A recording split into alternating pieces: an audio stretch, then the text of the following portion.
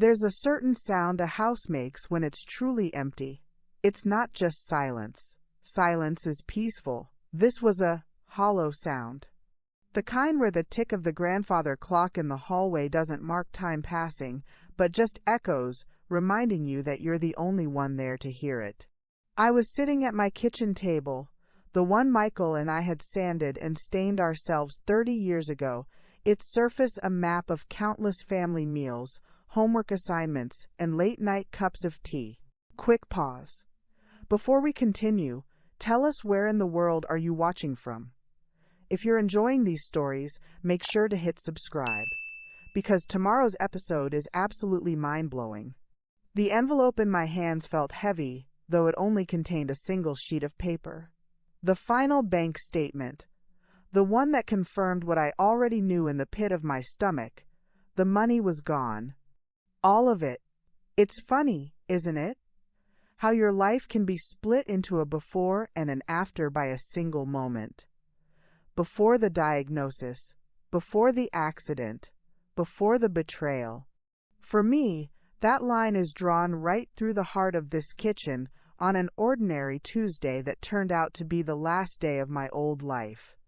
But to understand the depth of the fall, you have to first see the height we built. My name is Ruth.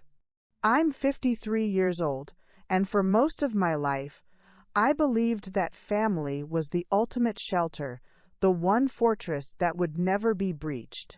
My fortress was built with love and laughter. Michael, my husband, with his carpenter's hands and a laugh that could warm a room in mid-January. We weren't rich, not by a long shot. We were comfortable. Our comfort was earned with sweat and sacrifice. Michael worked construction, and I built a little business from our guest room, Ruth's Resplendent Redos, taking old, tired furniture and giving it new life.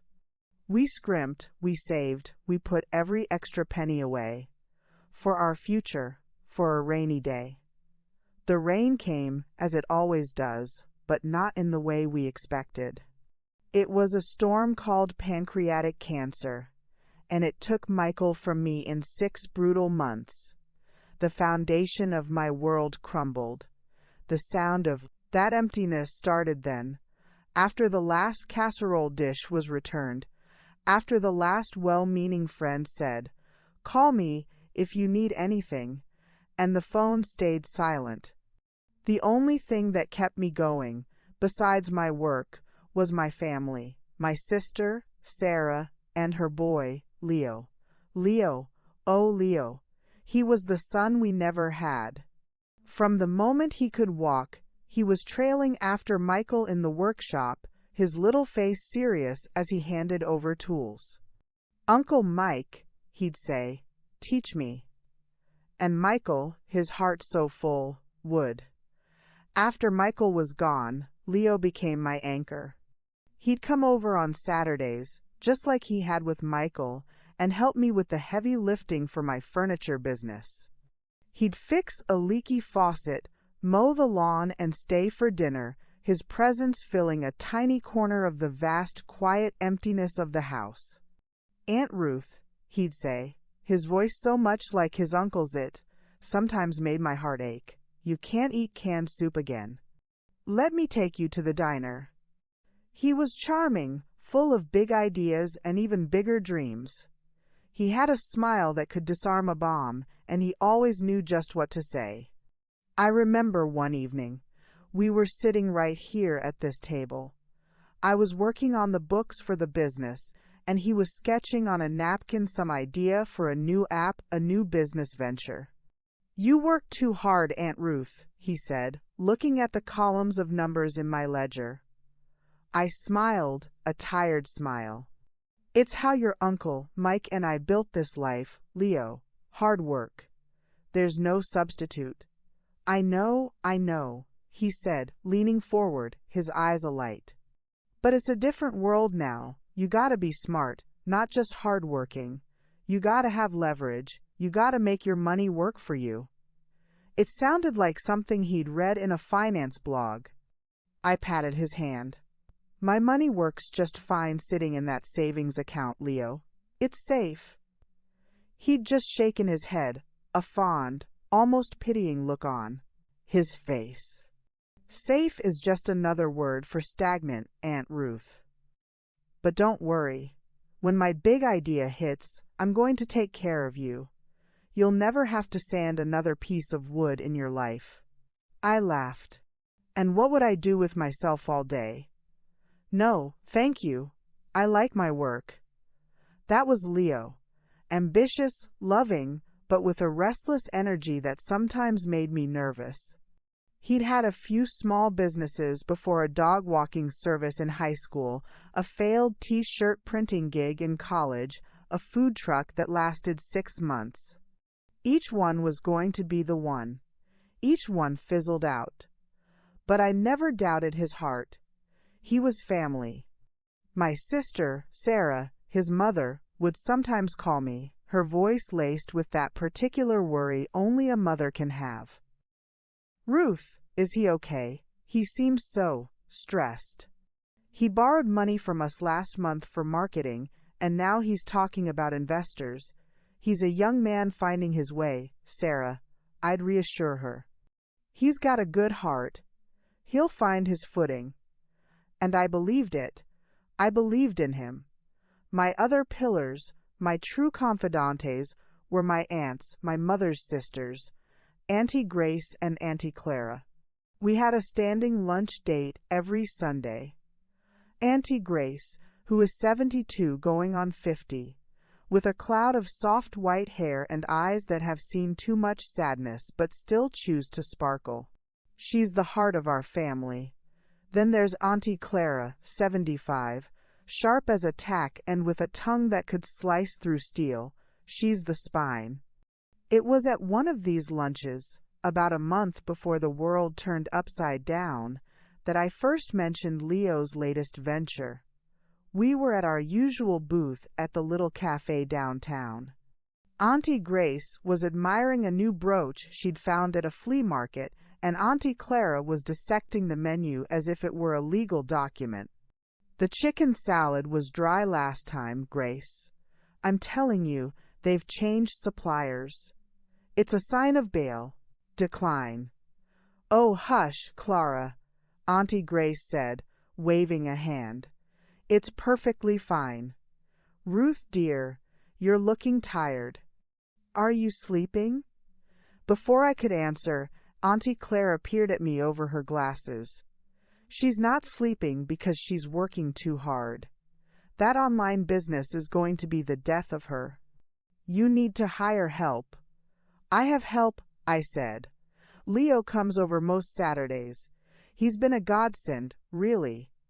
Auntie Clara made a sound somewhere between a snort and a sigh. Leo. That boy has more ideas than a magazine stand, and the follow-through of a sieve. Clara, Auntie Grace admonished. He's a sweet boy. He adores Ruth. Adoration doesn't pay the bills, Clara retorted, and it certainly doesn't build a sustainable business model. What's his latest scheme? It's not a scheme, I said, feeling a flicker of defensiveness. It's actually quite clever. It's a subscription service for artisanal, small-batch hot sauces. He's calling it Leo's Liquid Fire. He's got a business plan and everything. The silence at the table was profound. Auntie Grace took a delicate sip of her water. Auntie Clara simply stared at me, her expression utterly flat. Hot sauce, she said finally. A subscription for hot sauce. People love variety, I said, hearing the weakness in my own voice. People love not throwing their money away, Clara countered. Ruth, listen to me. That boy has champagne tastes on a ketchup packet budget. He's charming, I'll give him that.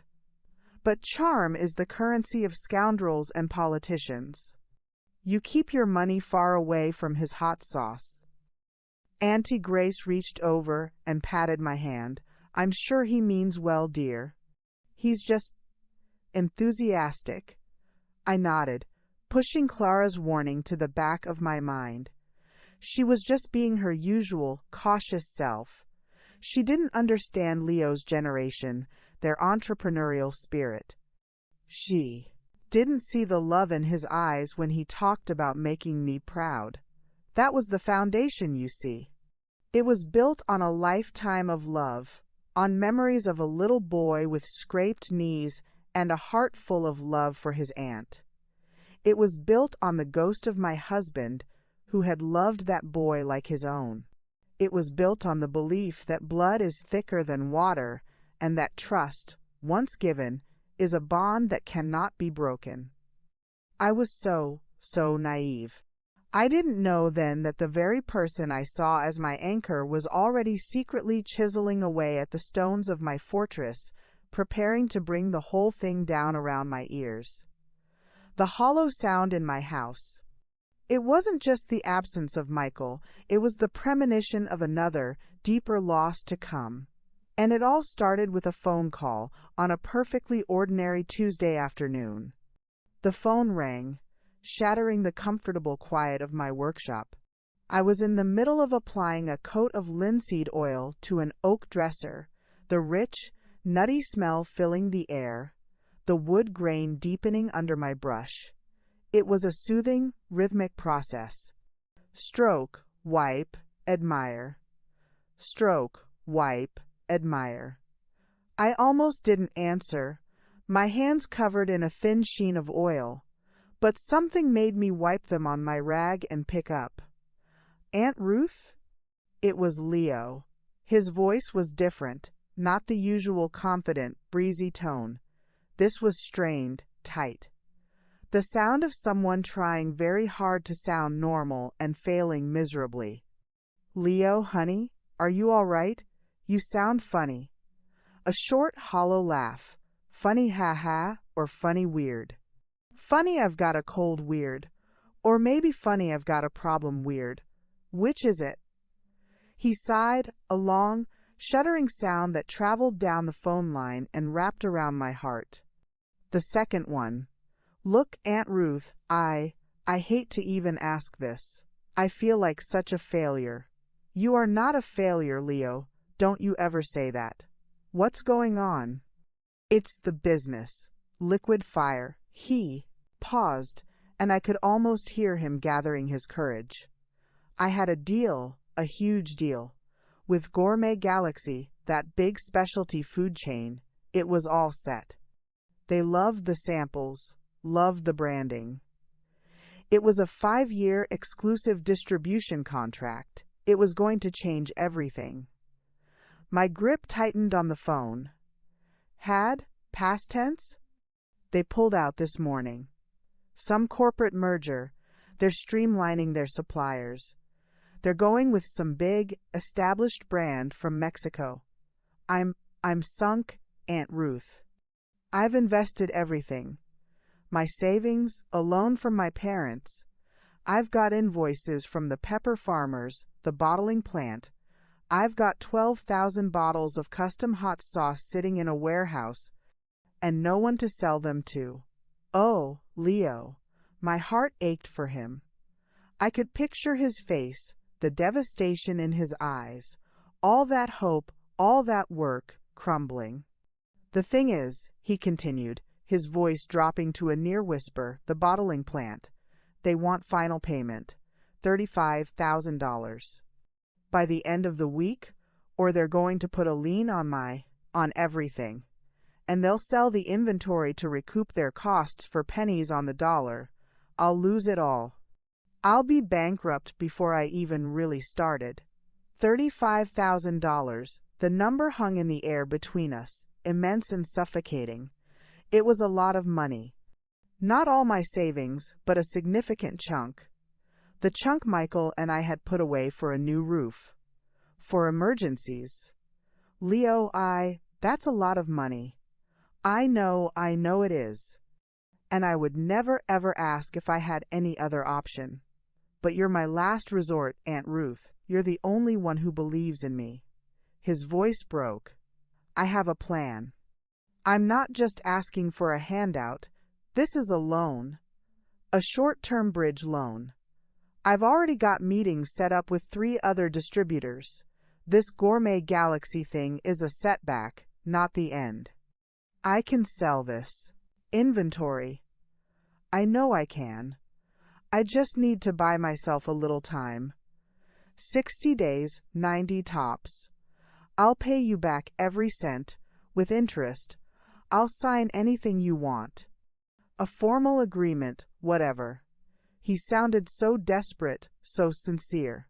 I could feel the cold, pragmatic voice of Auntie Clara in my head. Champagne tastes on a ketchup packet budget. But then I heard Michael's voice, warm and firm. The boy's got spirit, Ruth. We have to back our own. Aunt Ruth, please? You're the only one I can turn to. That did it. The please. The raw vulnerability in it.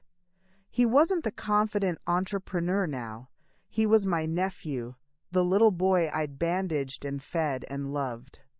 All right, Leo, I said, the words leaving my mouth before my brain could fully veto them.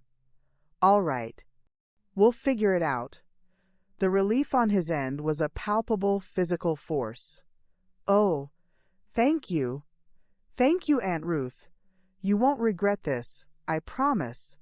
I'm going to make you so proud. I'll be over tomorrow with the paperwork, okay? We'll do this right. We hung up, and the workshop was quiet again, but the peaceful spell was broken. The smell of linseed oil suddenly seemed cloying. I looked down at my hands, at the wedding band I still wore. I hope I'm doing the right thing, Michael, I whispered to the empty room. The next day, Leo was at my door, looking like a new man. The despair was gone, replaced by a focused, grateful energy. He was clean-shaven, wearing a crisp button-down shirt, and he carried a leather portfolio. He looked professional, responsible. He came in and sat at the kitchen table, just like always, but this time he spread out documents. See, here's the invoice from the bottler. Here's my business plan revised. Here are the emails from the other distributors.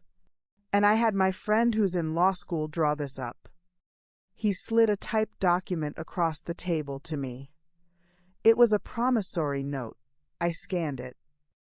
It stated that I, Ruth Ann Millerton, was lending Leo Patrick Walsh the sum of $35,000 to be repaid in full with 5% interest within 90 days.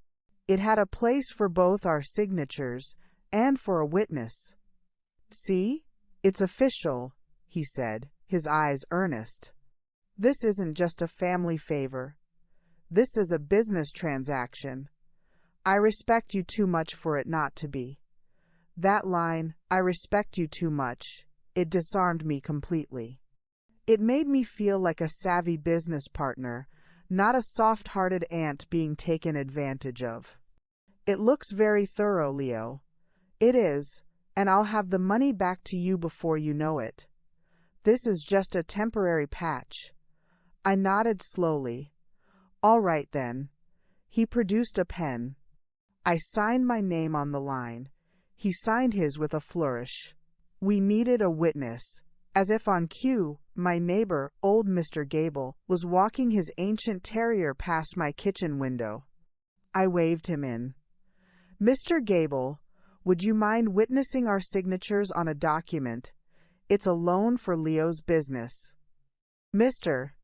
Gable, a sweet, somewhat befuddled man in his 80s, peered at the paper. A loan, eh? Good for you, young man. Enterprise. He scribbled his signature in the witness line, gave us a vague smile, and continued on his walk with the dog. It was done. The money felt official now, sanctioned. I'll go to the bank right now and have them wire the funds to the bottling plant, Leo said, carefully folding his copy of the note and putting it in his portfolio. He stood up and came around the table, pulling me into a tight hug. Thank you, Aunt Ruth. You've saved my life. Seriously. He left and I stood in the kitchen, holding my copy of the promissory note. It felt flimsy in my hands, just a piece of paper. But it was a piece of paper that represented a bond of trust, a bridge between my past security and his future success. Telling and preparing this story took us a lot of time. So, if you're enjoying it, subscribe to our channel. It means a lot to us. Now, back to the story. That Sunday at lunch with my aunts, I said nothing. When Auntie Clara asked, "How's the hot sauce? Magnate?" I just smiled and said, "He's working hard." I couldn't bear to tell them. I knew what Auntie Clara would say, and a small, secret part of me was afraid she might be right. So I kept it to myself, a gnawing little secret in the pit of my stomach, hidden beneath the hope that my nephew, my boy, would come through, that trust and family would, as they always had, win the day. For the first few weeks, everything seemed fine. Leo was busy, optimistic. He'd call with updates. Met with Urban Pantry. They loved the smoky habanero.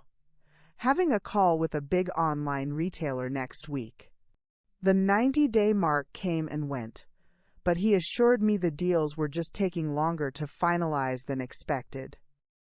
Bureaucracy, Aunt Ruth, it's a nightmare. I told myself to be patient. Business takes time. I was his aunt, not a loan shark. Then, the calls became less frequent. His texts were shorter, more vague. Super busy, will call soon. Deal is still in the works, hang tight. The gnawing feeling in my stomach grew. The hollow sound in the house seemed to get louder.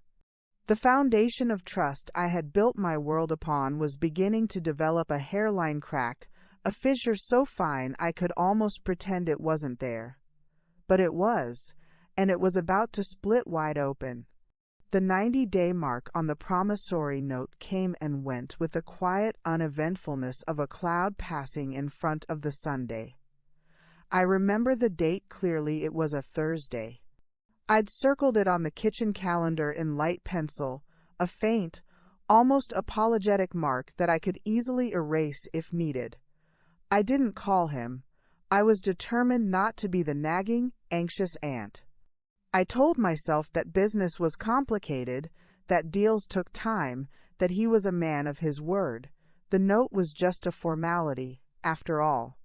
Our real contract was the one written in years of shared history, in the memory of him as a gap-toothed 7-year-old handing me a dandelion bouquet, but by day, 100. The silence began to feel less like busyness and more like silence. The kind that is deliberate. I'd send a casual text, "Hope you're well, thinking of you." The reply would be hours, sometimes a full day later. "Super swamped, big things brewing. Talk soon." The punctuation got sparser, the enthusiasm feeling more and more like a canned response. It was Auntie Clara who forced the issue, as she always did. We were at her house, helping her sort through a lifetime of books. Her library was a treasure trove of leather-bound classics and historical biographies, smelling of old paper and wisdom. She was perched on a stepladder, handing down volumes to Grace and me with the precision of a surgeon. "This one," she said, passing me a heavy copy of Bleak House. A cautionary tale about the legal system. We should have Ruth read it. Her eyes, sharp and knowing, flicked to me. "Very funny, Clara," I said, placing the book in the keep pile. "I'm not being funny. Have you heard from the hot sauce king? The 90 days are up, aren't they?" I busied myself with dusting the spine of a book. "It's a fluid situation. He's finalizing distribution. These things take time."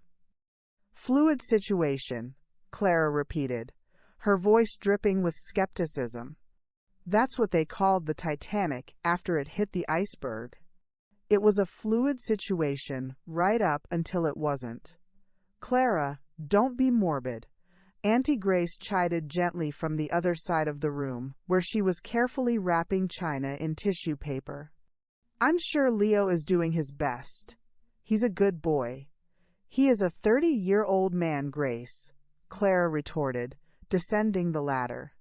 And good boys don't borrow $35,000 from their widowed aunts and then go radio silent when the bill comes due. Have you asked him for the money, Ruth? The directness of the question felt like a splash of cold water. Asked him? No, not directly. And why not? Because it's uncomfortable. I don't want him to think I don't trust him. Ruth, my dear, foolish girl, Clara said, not unkindly, but with a bluntness that stole my breath. The time for worrying about his feelings is over. This is your financial security. This is the roof over your head. This is the money you and Michael worked for. You have a right, no, a responsibility, to ask. Now, how are you going to do it? I felt like a child being scolded. My face grew warm. I suppose I could call him. You suppose? Clara raised an eyebrow. You will call him. Today. From here. And you will ask him, plainly, for a repayment schedule. Clara, that's too harsh, Grace interjected, coming to my defense. Putting him on the spot like that. Life is harsh, Grace. The bank doesn't care if you're having a bad day when the mortgage is due. Ruth needs to be the bank now. Otherwise, she's just a soft-hearted ATM. The word ATM hit me like a physical blow. It was crude, it was ugly, and a terrifying part of me feared it was true. I saw the look in Clara's eyes. It wasn't cruelty, it was a fierce, protective love. She was trying to arm me for a battle I didn't yet want to admit I was in. She's right, Ruth, Grace said softly, surprising me. She came over and put a hand on my arm. Not about the ATM part. That's horrid, but you do need to call him. For your own peace of mind. You haven't slept properly in weeks. Caught between my two aunts, their love manifesting in such different ways, I had no choice. With hands that trembled slightly, I took out my phone. I found Leo's name in my contacts. The photo was of him and Michael, both grinning, covered in sawdust in the workshop. My heart ached. I pressed call. It rang, and rang, and then went to voicemail. You've reached Leo. I'm probably changing the world one hot sauce bottle at a time. Leave a message. The cheerful, recorded version of his voice felt like a mockery. Leo, hi, honey. It's Aunt Ruth. Just giving you a call. Wanted to touch base about the loan. The 90 days are up. And I'd like to know what the plan is. Give me a call back when you have a minute. Love you. I hung up, feeling utterly defeated. I'd done it, but I'd done it weakly.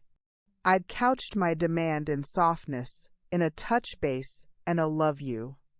Clara sighed, a long, weary sound. You left the door wide open for him, Ruth. You have to be clear. No more touch base. It's Leo. I need my money by the end of the month. Period. I can't talk to him like that, Clara. He's family. He's a debtor, she replied, her voice flat. And until he pays you back, that is the primary label he has earned. The call back didn't come that day, or the next. It came 3 days later, late on a Sunday evening. I was already in my nightgown, watching some forgettable television show, when my phone buzzed. Leo. I muted the TV, my heart thumping. Leo, hi. Aunt Ruth, hey. Sorry, I've been in back-to-back meetings. It's insane. He sounded breathless, energized. The old Leo. Got your message. Look, I'm so sorry about the delay. This urban pantry deal is a monster. The legal team is going over the final contracts. It's a huge order, way bigger than the Gourmet Galaxy one, but the cash flow, it's a nightmare.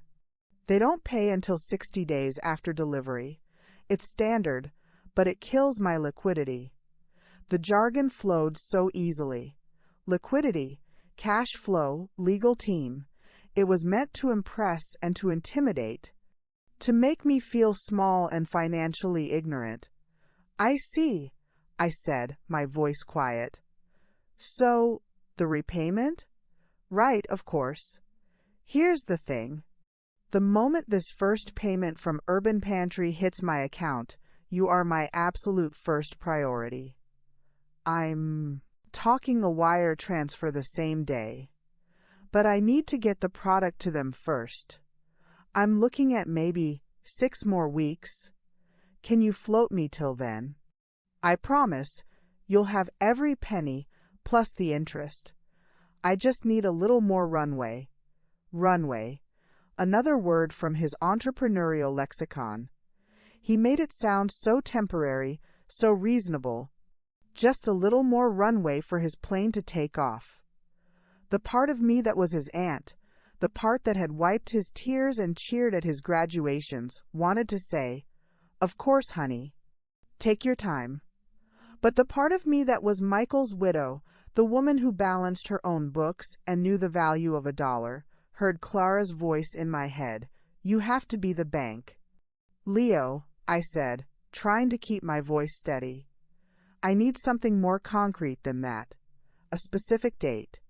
Can you give me a date?" There was a pause on the other end of the line. A subtle shift in the atmosphere. The breezy energy cooled by a few degrees.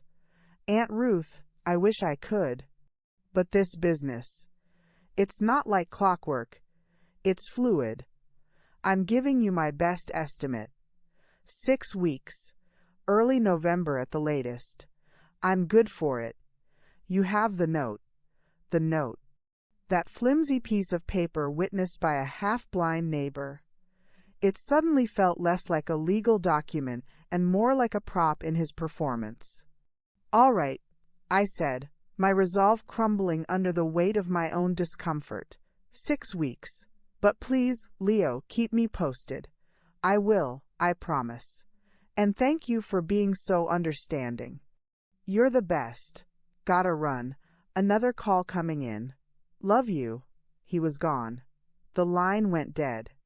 I sat there in the flickering light of the television, the hollow sound in the house seeming to amplify. He had given me a new date, a new circle on the calendar. But instead of feeling reassured, I felt a new, more profound sense of dread.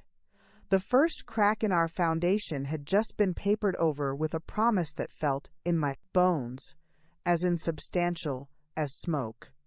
I had been the bank, but I'd been a very, very lenient one, and I had a terrible feeling that Clara was right. I wasn't his aunt right now. I was his creditor, and he was starting to resent me for it. November arrived, dressed in the bleak, gray skies of a Michigan late autumn. The trees were skeletal hands scratching at the low clouds, and a cold, damp wind whispered of the winter to come. The 6-week deadline Leo had given me came and went with the same silence as the first.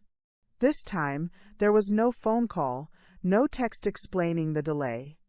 The silence was now a presence in my house, a third occupant that sat with me at breakfast and watched me in the workshop. I could no longer ignore the gnawing anxiety.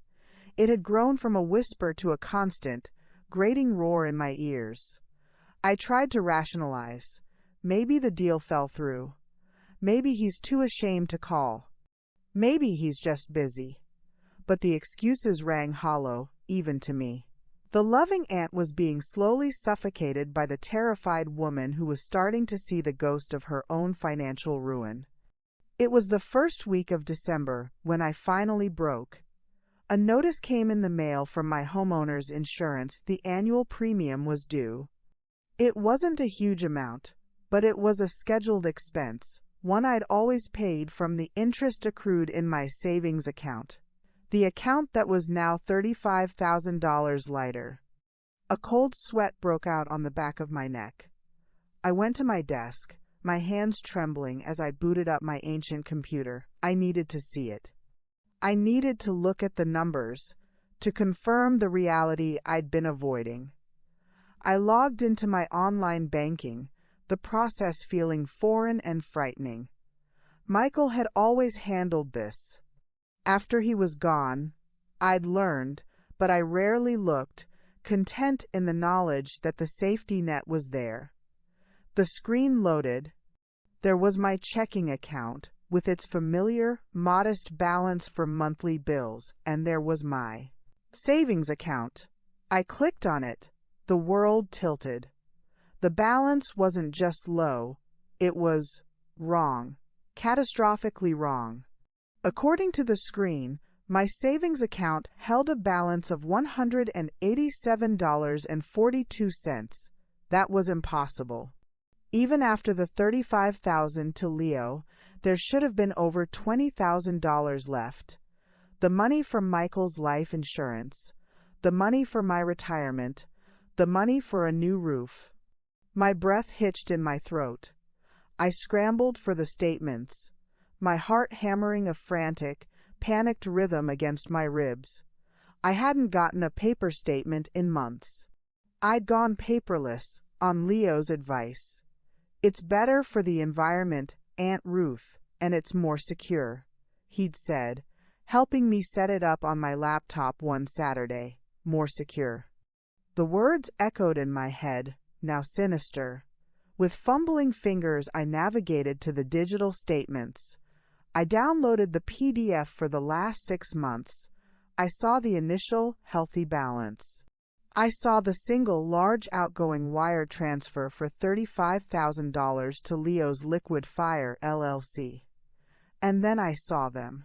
A series of smaller transfers beginning just 2 weeks after the big one. $5,000 to an account number I didn't recognize. $3,000 to another. $2,500. $4,000. They were like little bites, taken every week or two, methodically draining the account. The descriptions were vague: transfer to investment, business consulting, operating capital. I felt a scream building in my chest, a silent, terrified pressure. This wasn't a mistake. This wasn't a bank error. This was theft. A slow, deliberate bleeding of my life's blood.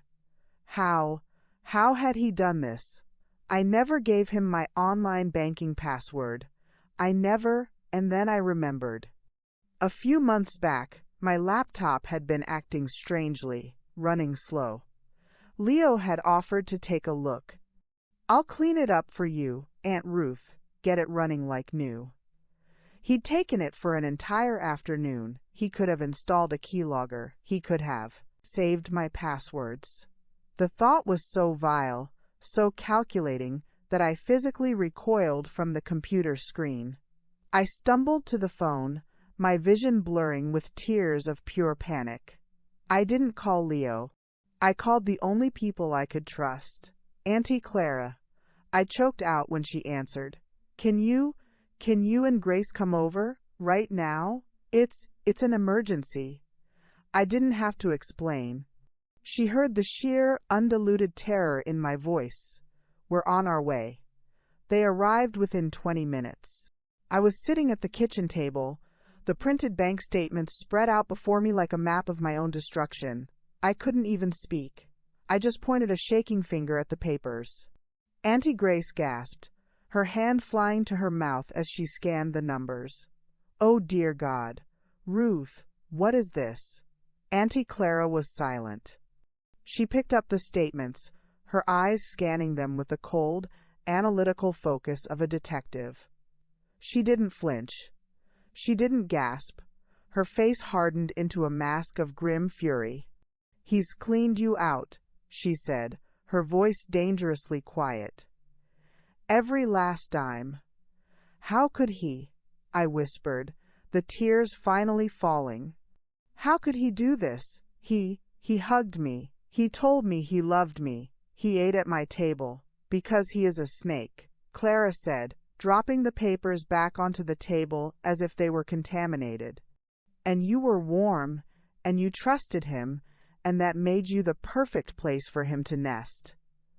We have to call Sarah, Auntie Grace said, her own eyes filling with tears. She has to know what her son has done.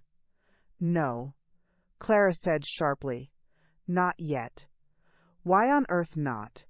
Because Sarah is his mother. Her first instinct will be to protect him. She'll call him, she'll warn him, and he'll have a chance to cover his tracks, to come up with another lie. We need to be smarter than that. The word smarter felt like an indictment. I hadn't been smart. I'd been blind. What do we do? I asked, my voice small and broken. Clara pulled out a chair and sat down, facing me. She took my hands in hers. Her grip was surprisingly strong, her skin cool and papery. First you listen to me, Ruth Ann Millerton. This is not your fault. You did not cause this. Your kindness is not a weakness he exploited. It is a strength he betrayed. Do you understand me?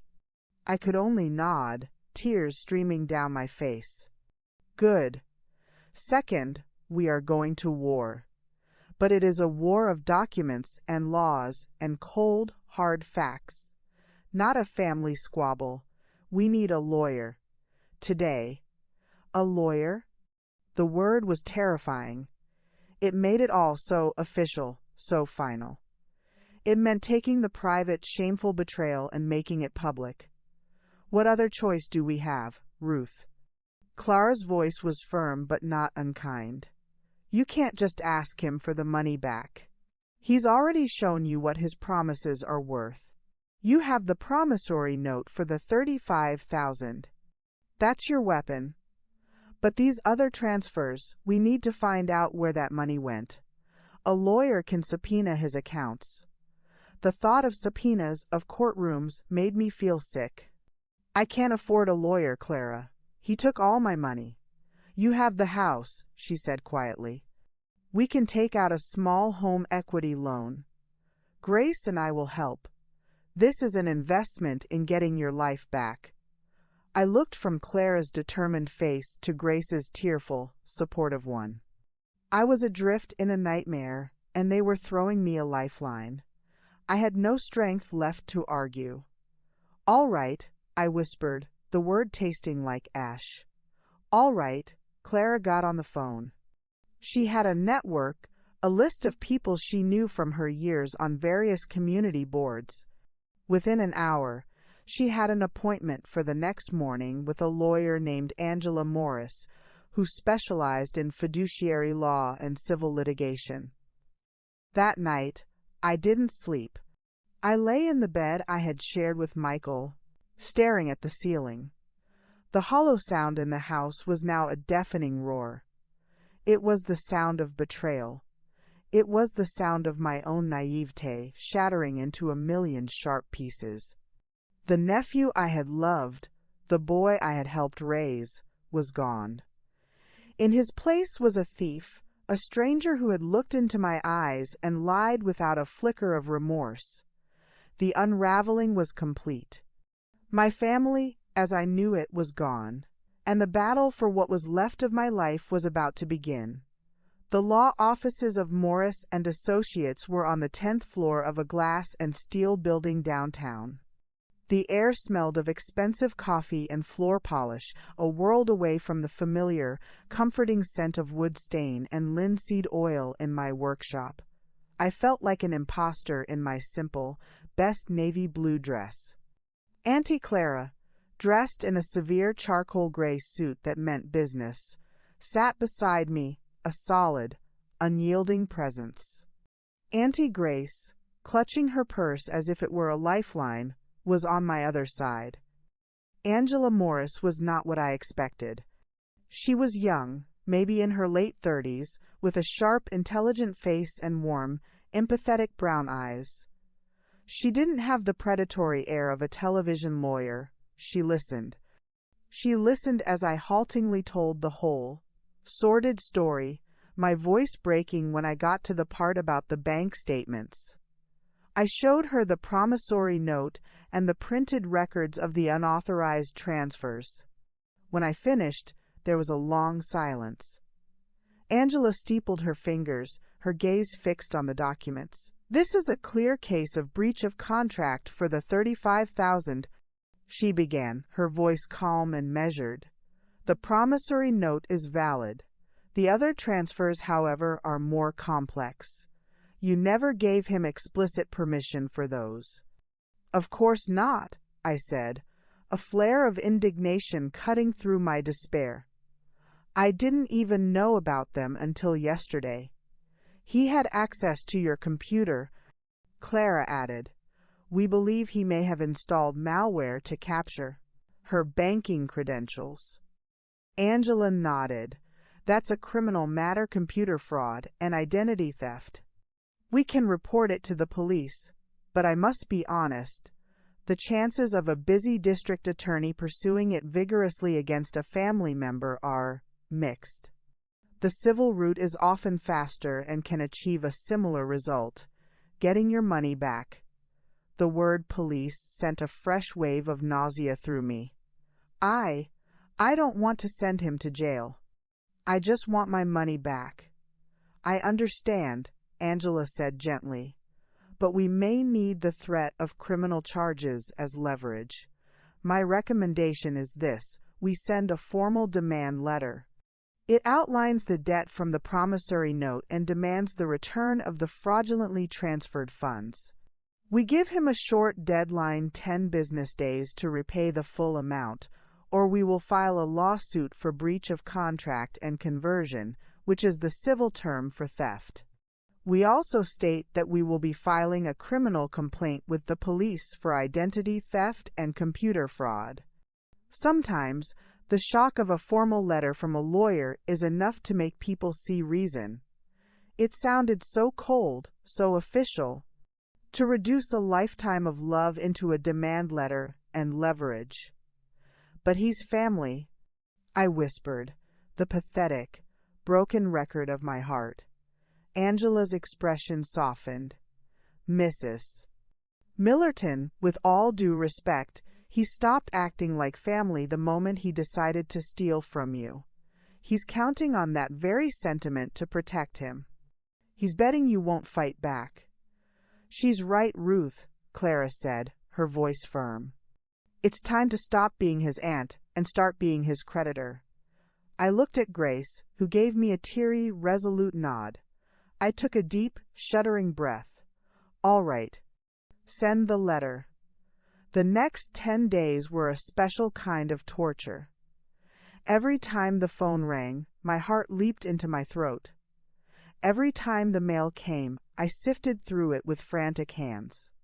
The silence from Leo was now an aggressive, weaponized thing. He didn't call to explain, to apologize, to rage. Nothing. On the 8th day, my phone finally did ring. It wasn't Leo. It was my sister Sarah. Her voice was cold, sharp, with a mother's wounded fury. "Ruth, how could you?" The accusation was so blunt, so unexpected, it left me speechless. "How could I what?" I managed to stammer. "Send a lawyer's letter to my son, accusing him of theft. How dare you? He is devastated. He came to my house in tears. He said you've turned on him, that you're trying to destroy his business because you're jealous of his success." The world tilted on its axis. Jealous of his success? The sheer, breathtaking audacity of the lie stole the air from my lungs. "Sarah, he stole from me," I said, my voice trembling with a mixture of hurt and rage. "He took $35,000 and then he drained my savings account. I have the bank statements." "He explained all that," she shot back. "The $35,000 was an investment you agreed to. The other money was for business expenses that you two discussed. He said you were going to be a silent partner. He's been working night and day to make your investment pay off, and this is how you thank him? By sicking a lawyer on him? I was reeling. A silent partner discussed business expenses? The lies were so elaborate, so brazen. He had constructed an entire alternate reality for his mother, one where he was the victim and I was the unstable, greedy aunt. We never discussed any of that, Sarah. He lied to you. He has a promissory note for the $35,000. That's a loan, not an investment. He says you insisted on that note to make it official for your own records. Oh, Ruth, I knew you were struggling after Michael, but I never thought you would sink this low. To make up such vile stories about your own nephew. If you need money that badly, you could have just asked us. The conversation was a dizzying descent into madness. I was the villain in her story. Leo, with his tears and his lies, had gotten to her first and poisoned the well. I realized with a sickening clarity that Clara had been right. Telling Sarah had been a mistake because she had chosen. And she had chosen her son. The 10-day deadline came and went. There was no payment, no response, only the echoing silence and the poisonous fallout with my sister. The day after the deadline expired, Angela Morris called. He's not going to pay voluntarily, Ruth. We need to file the lawsuit. My stomach clenched. So what happens now? Now? Angela said, her voice crisp and purposeful. We go to war. I'll file the complaint tomorrow. He will be served with papers. And then we wait for his response. Being served. It sounded so dramatic, like something from a movie. I pictured a process cornering Leo on his doorstep, shoving an envelope into his hands. A part of me, a small, wounded part, hoped he felt a fraction of the shock and violation I had felt. The lawsuit was filed. The wheels of justice, slow and grinding, began to turn. And a week later, the confrontation I had been both dreading and, in a strange way, craving, finally happened. I was coming home from the grocery store, my mind a fog of anxiety, when I saw his car parked in my driveway. A new car. A sleek, silver European sedan that looked wildly out of place on my quiet, modest street. My heart started to hammer. He was leaning against the driver's side door, arms crossed, waiting for me. He looked different. The boyish charm was gone, sanded away to reveal something harder, colder. He was wearing an expensive-looking jacket and sunglasses, even in the gray afternoon light. He didn't move to help me with my groceries. I parked behind him, my hands gripping the steering wheel. I had to force myself to get out of the car. "Leo," I said, my voice barely a whisper. He pushed his sunglasses up onto his head. His eyes were not the eyes of the nephew I loved. They were flat, hostile. "Aunt Ruth, or should I just call you Ruth? Now, since you've decided to act like a stranger?" The venom in his tone was a physical slap. "You stole from me, Leo." He let out a short, derisive laugh. "I didn't steal anything. I used the money to build a business. Our business, money you willingly gave me, money you invested. It was a loan. You have the note. The note was for your peace of mind. You were always so cautious, so scared. Uncle Michael left you comfortable, and you just wanted to bury the money in the backyard. I was trying to make it grow for you. But you wouldn't understand that. You have no vision." The rewriting of history was breathtaking. He was now the visionary, and I was the timid, foolish woman holding him back. And the other 20,000? The transfers from my savings? Was that your vision, too? His jaw tightened. Operating capital. We discussed it, you agreed. Or are you so forgetful now? Maybe you're getting confused. Grief can do that to a person. He was gaslighting me, to my face. He was looking me in the eye and telling me that my memory, my very sanity, was unreliable. The cruelty of it was so profound it left me speechless. I have the bank records, Leo. I have the promissory note. The judge will see them. Judge? He sneered. You're really going through with this. You're going to drag our family through the mud over money. I knew you were lonely, Aunt Ruth, but I didn't know you were pathetic. The word pathetic hung in the cold air between us. A final, brutal severing of our bond. Any last shred of love or hope I had for him shriveled and died in that moment. You have until the court date to return every penny you took from me, I said, my voice shaking but clear. If you don't, I will see you in court, and I will tell the judge everything. He gave me a long, cold look, a look of pure contempt. Then he slid his sunglasses back down, got into his flashy new car, and backed out of my driveway without another word. He didn't look back. I stood there, alone, in the cold, the grocery bags still in my car. The confrontation was over. There were no tears left, just a cold, hard certainty. The boy I knew was gone. This stranger had to be defeated. Not for revenge, but for survival. I went inside, closed the door, and for the first time, the hollow sound in the house didn't scare me. It was just the sound of the battlefield, after the first shot has been fired. And I was still standing. In the weeks that followed the driveway confrontation, a strange metamorphosis came over me. The grief and the panic, which had been like a wild, churning storm inside me, began to settle into something else. A cold, focused resolve. It was as if the last vestige of Aunt Ruth had been burned away by Leo's contempt, leaving behind a core of pure steel I didn't even know I possessed. I was no longer just fighting for my money. I was fighting for my dignity, for the truth, and for the memory of the woman Michael had loved, a woman who was not pathetic. This new phase of the war was not fought with shouting matches or tearful phone calls. It was fought in the quiet, methodical world of discovery. Angela Morris became my general, and my home became our armory. Discovery is the process where both sides share the evidence they plan to use in court, Angela explained during one of our meetings in my now repurposed dining room. The table was no longer set for family dinners. It was buried in bankers' boxes, legal pads, and my laptop.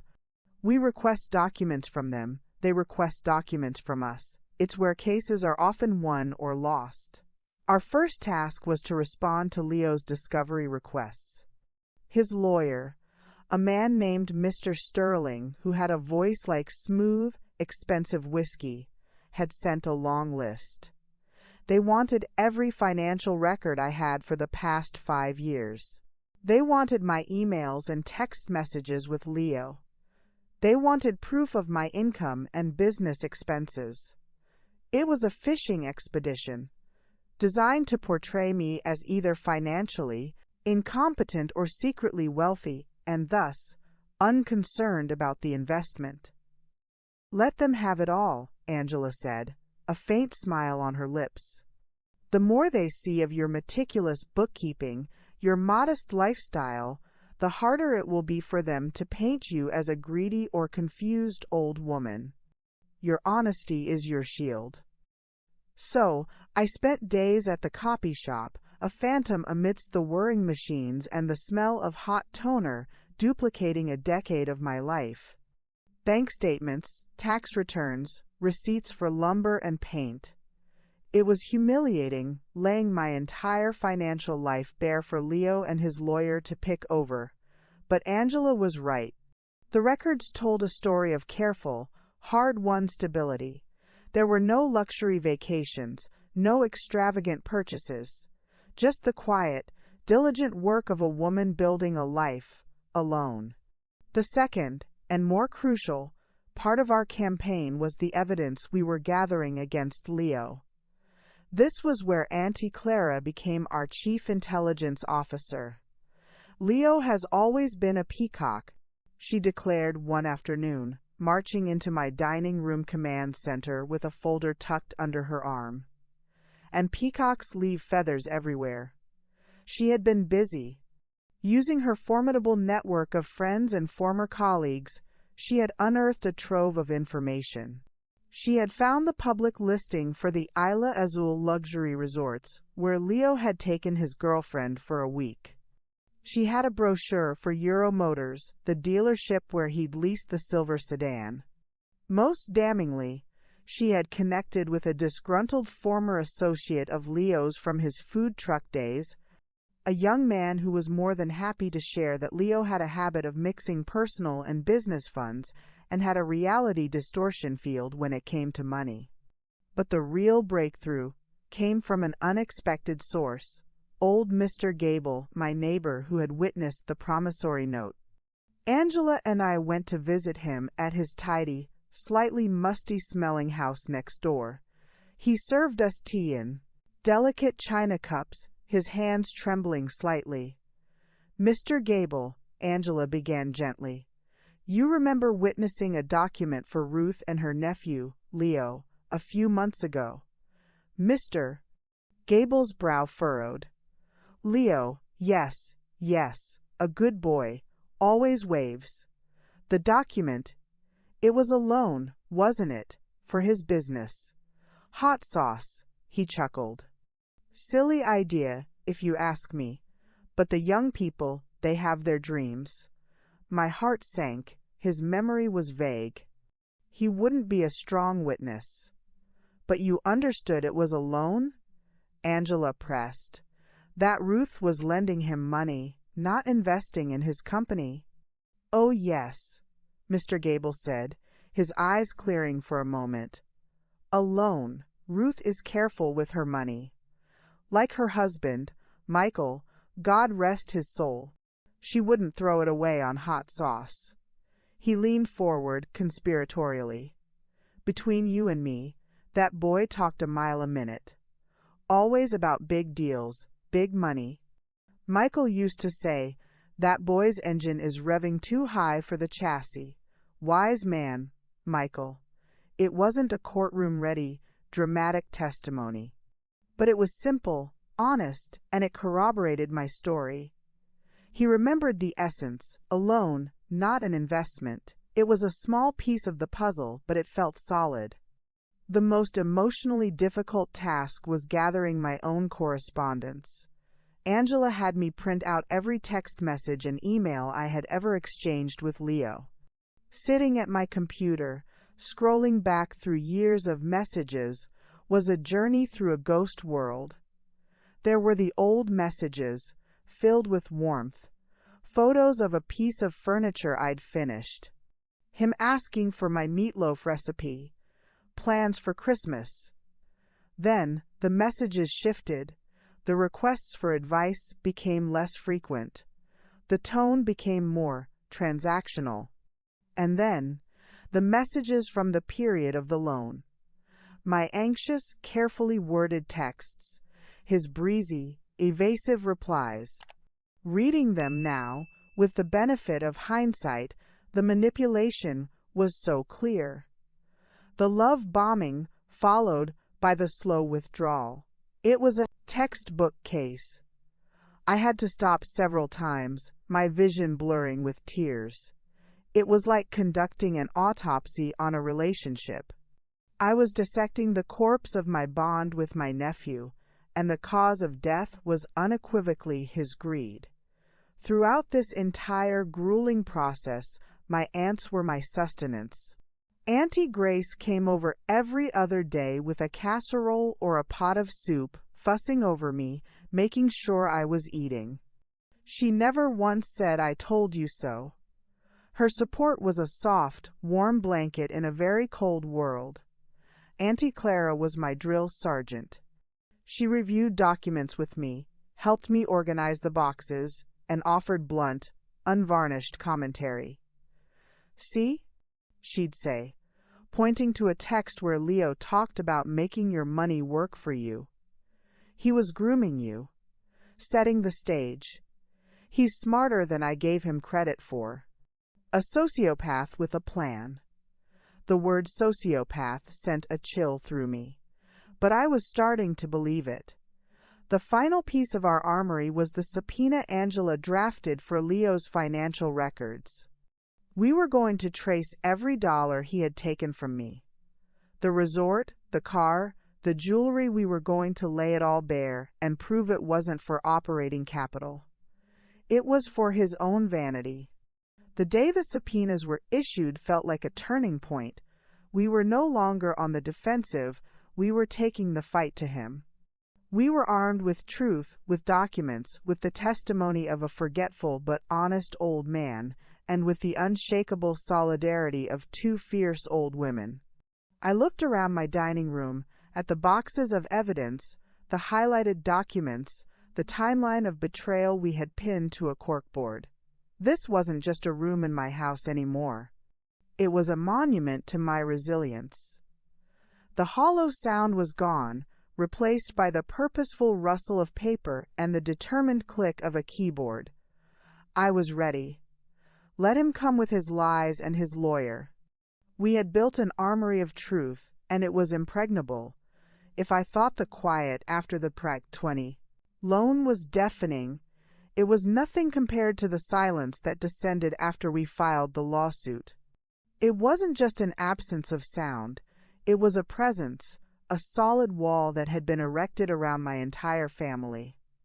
I was on one side, and everyone else seemed to be on the other. The first casualty was my relationship with my sister, Sarah. It was a total loss. The phone calls stopped completely. I tried, once. I called her, my heart pounding, hoping that perhaps, away from Leo's influence, a sliver of the sister I'd shared a childhood with might remain. It went straight to voicemail. I left a shaky, rambling message, pleading with her to just look at the bank statements herself, to talk to me. She never called back. A few days later, a letter arrived. Not an email, but a formal, typed letter on her personal stationery. It felt like a legal document, and in a way, it was. It was a decree of exile. "Ruth," it began, without a dear. "After much thought and a great deal of pain, I have come to the conclusion that I can no longer have a relationship with you. Your decision to pursue legal action against my son, based on lies and a profound misunderstanding of his intentions, has caused irreparable damage to this family. I believe my son. He has shown me his business plans, his correspondence with distributors. He has worked tirelessly, and you have chosen to vilify him rather than support him. To accuse him of theft is not only false, it is malicious. I cannot stand by and watch you try to destroy his future. Until you drop this vicious lawsuit and issue a full apology to Leo, do not contact me or my family again. Sarah." I read it 3 times, sitting at the kitchen table where we had shared so many cups of coffee and laughs. The words didn't feel like they were written by my sister. They felt like they were dictated by Leo. The language was his: vilify, malicious, vicious. He had fully colonized her mind. I folded the caption, "Letter," my hands steady, and placed it in the small metal lockbox where I kept the promissory note and the bank statements. It was another piece of evidence, not of financial theft, but of the theft of my sister. The wall grew taller. My phone, which had once buzzed with texts from cousins, aunts, and old family friends, fell silent. It was as if a memo had gone out. Ruth is unstable. Ruth is greedy. Ruth is to be avoided. I later learned from Auntie Clara that Leo and Sarah had been on a quiet, persistent campaign, telling a carefully curated version of events to anyone who would listen. I was the lonely, menopausal widow, confused and bitter, lashing out at the one young person in the family who was actually trying to make something of himself. The loneliness was a physical weight. It was heavier than any piece of furniture I'd ever moved. I'd walk through the grocery store and see women my age laughing with their sisters, and a pain would seize my chest so sharp I'd have to stop and catch my breath. I'd see a young man helping his mother load groceries into a car, and my eyes would well up with tears for the nephew I had lost, for the beautiful illusion of what I thought we had. My work suffered. The rhythm of sanding, staining, and polishing, which had always been my meditation, now felt meaningless. My hands would go through the motions, but my heart wasn't in it. A beautiful mahogany desk I was working on ended up with a streaky finish because I kept stopping to cry, my tears spotting the wood. I had to strip it and start over. Auntie Grace and Clara were my only lifelines, but even they couldn't fully penetrate the isolation. They were from the older generation, my safe harbor, but the loss was with my sister, my contemporaries. One particularly bleak afternoon, I found myself standing in front of the hall closet, staring at Michael's old winter coat. It still hung there, a heavy, waxed cotton thing that smelled faintly of wood smoke and him. I buried my face in it, the familiar scent unleashing a torrent of sobs. "Oh, Michael," I cried into the thick fabric. "What do I do? He's taken everything. He's taken Sarah. He's taken the family. I'm so alone." The house, of course, gave no answer. But in the depths of my grief, a memory surfaced. It was from a few years before he got sick. We'd had a neighbor, a nasty piece of work, who was trying to claim a strip of our land by building a fence on it. Michael, the most peaceful man I knew, had been ready to just let it go to avoid a fight. "It's not about the land, Michael," I had told him, my hands on my hips.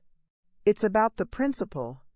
If you let someone push you around on something that's rightfully yours, they'll never stop. You have to stand up for yourself, or you'll spend your life getting smaller and smaller." He'd looked at me, a slow smile spreading across his face. "You're right, Ruthie. You're always the brave one.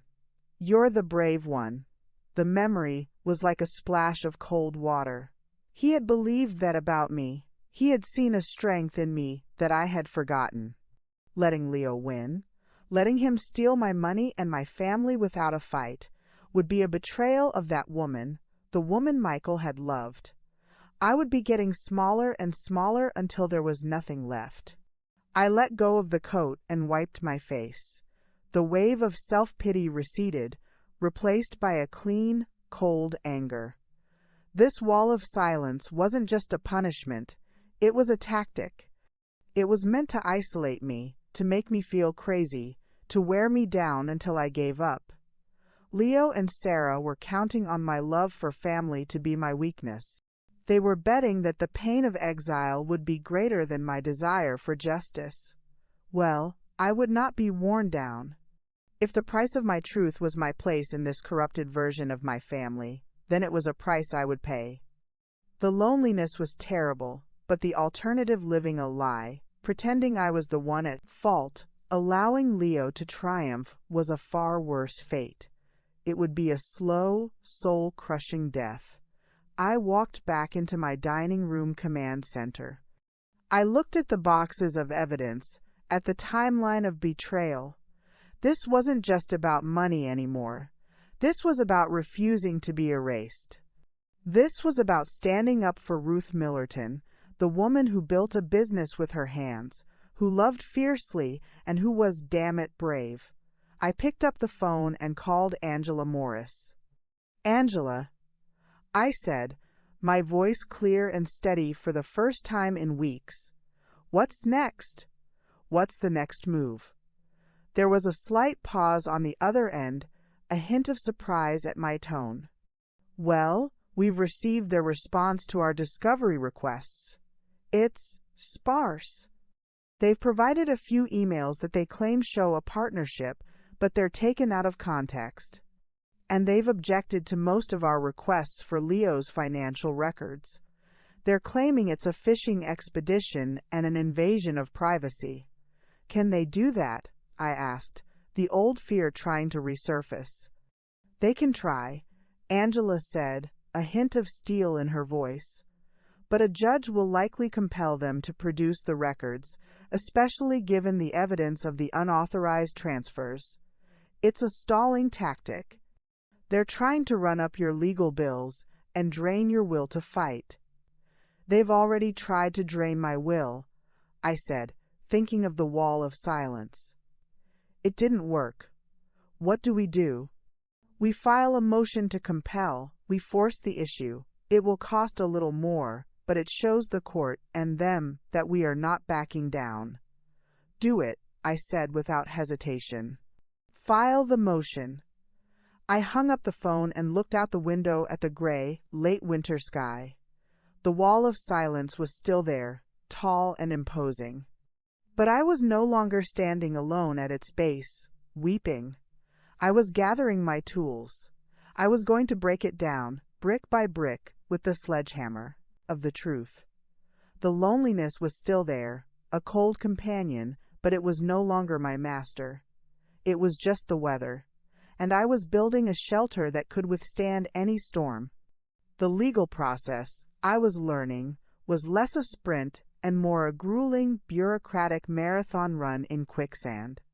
Every step forward was hard-won, and for every step we took, Leo's legal team seemed to have 2 steps designed to slow us down, confuse the issue, and exhaust our resources. The motion to compel was our attempt to break out of the quicksand. A motion to compel is essentially us going to the judge and saying, "Your Honor, the other side isn't playing fair. They have evidence we need, and they're refusing to give it to us." "Please make them," Angela explained. We were in her office this time, the downtown view a panorama of steely sky and skeletal trees. She handed me a thick document. "This is what we're filing." It outlines their refusal to produce Leo's bank and credit card statements for the relevant period. "We argue that these records are essential to proving that the money he took from you was not for business, but for personal luxury." I flipped through the pages. It was dense with legal citations and arguments, but the core of it was simple. He took her money and bought a fancy car and a vacation. Here is the proof from her accounts. Now we need the proof from his to connect the dots. "It seems so obvious," I said, frustration simmering in my voice. "Why would a judge not just agree?" "Because the law has to give people a chance to object, to protect their rights," Angela said. "Sterling, Leo's lawyer, will file a response, arguing that our request is overly broad, harassing, and irrelevant. He'll say that what Leo spends his money on is his own business." "But it's my money he's spending." "Exactly. And that's our argument. We have a hearing on the motion scheduled for next Thursday. A judge will hear arguments from both sides and then rule." The word "hearing" sent a jolt of anxiety through me. It wasn't the full trial, but it was a dress rehearsal. I would be in a courtroom. I might have to see Leo. "Will I need to speak?" I asked, my voice barely a whisper. "No," Angela reassured me. "This is just for the lawyers. You can come and observe, if you like. It might be good for you to see the process. To see that we are fighting for you." I knew I had to go. Hiding at home was what they wanted me to do. I had to face the beast in its lair. The night before the hearing, I couldn't sleep. I lay in bed, running through nightmare scenarios. Sterling, with his smooth voice, would charm the judge. The judge would rule against us, and our case would collapse. I would be left with nothing but a mountain of legal debt and the mocking silence of my family. The courthouse was exactly as I'd feared, a monument to bureaucracy, all echoing marble hallways, harsh fluorescent lights, and the low, anxious murmur of people whose lives were being dissected by the state. I clung to Auntie Clara's arm as we found the right courtroom. Auntie Grace, too nervous to sit through it, had promised to have a pot of tea waiting at my house afterward. We took a seat on a hard wooden bench at the back. The room was small and surprisingly plain. And then they entered. Leo and Mr. Sterling. Leo was wearing a conservative, dark suit, his hair neatly trimmed. He looked like a young, respectable businessman. He didn't glance in my direction. He took a seat at the defendant's table, his posture perfect, the picture of wronged innocence. Seeing him like that, playing this part so convincingly, made my stomach turn. The judge entered a different one from the one we would have at trial.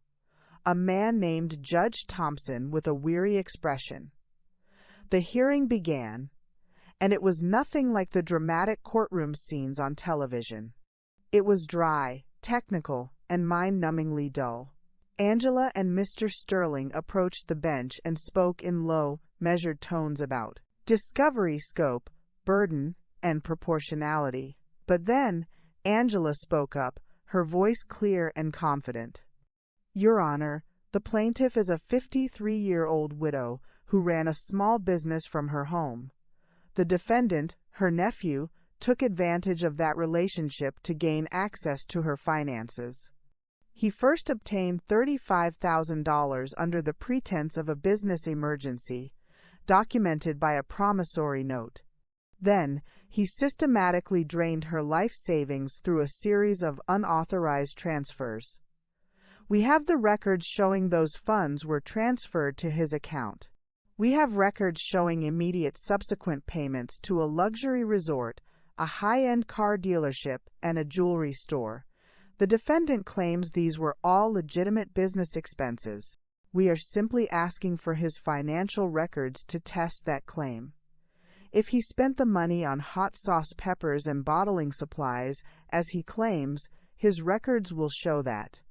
If he spent it on personal luxury, as we allege, his records will show that, too. The evidence is essential to proving conversion and fraud. Judge Thompson listened, his chin resting on his hand. Mr. Sterling stood up. Your Honor, this is a fishing expedition. My client has a right to financial privacy. The plaintiff is attempting to humiliate and harass him by dragging his personal spending into a simple business dispute. The fact that he took a vacation or leased a car is irrelevant. He is a young entrepreneur. Image is part of the business. The plaintiff agreed to invest in his vision, a vision that included building a brand.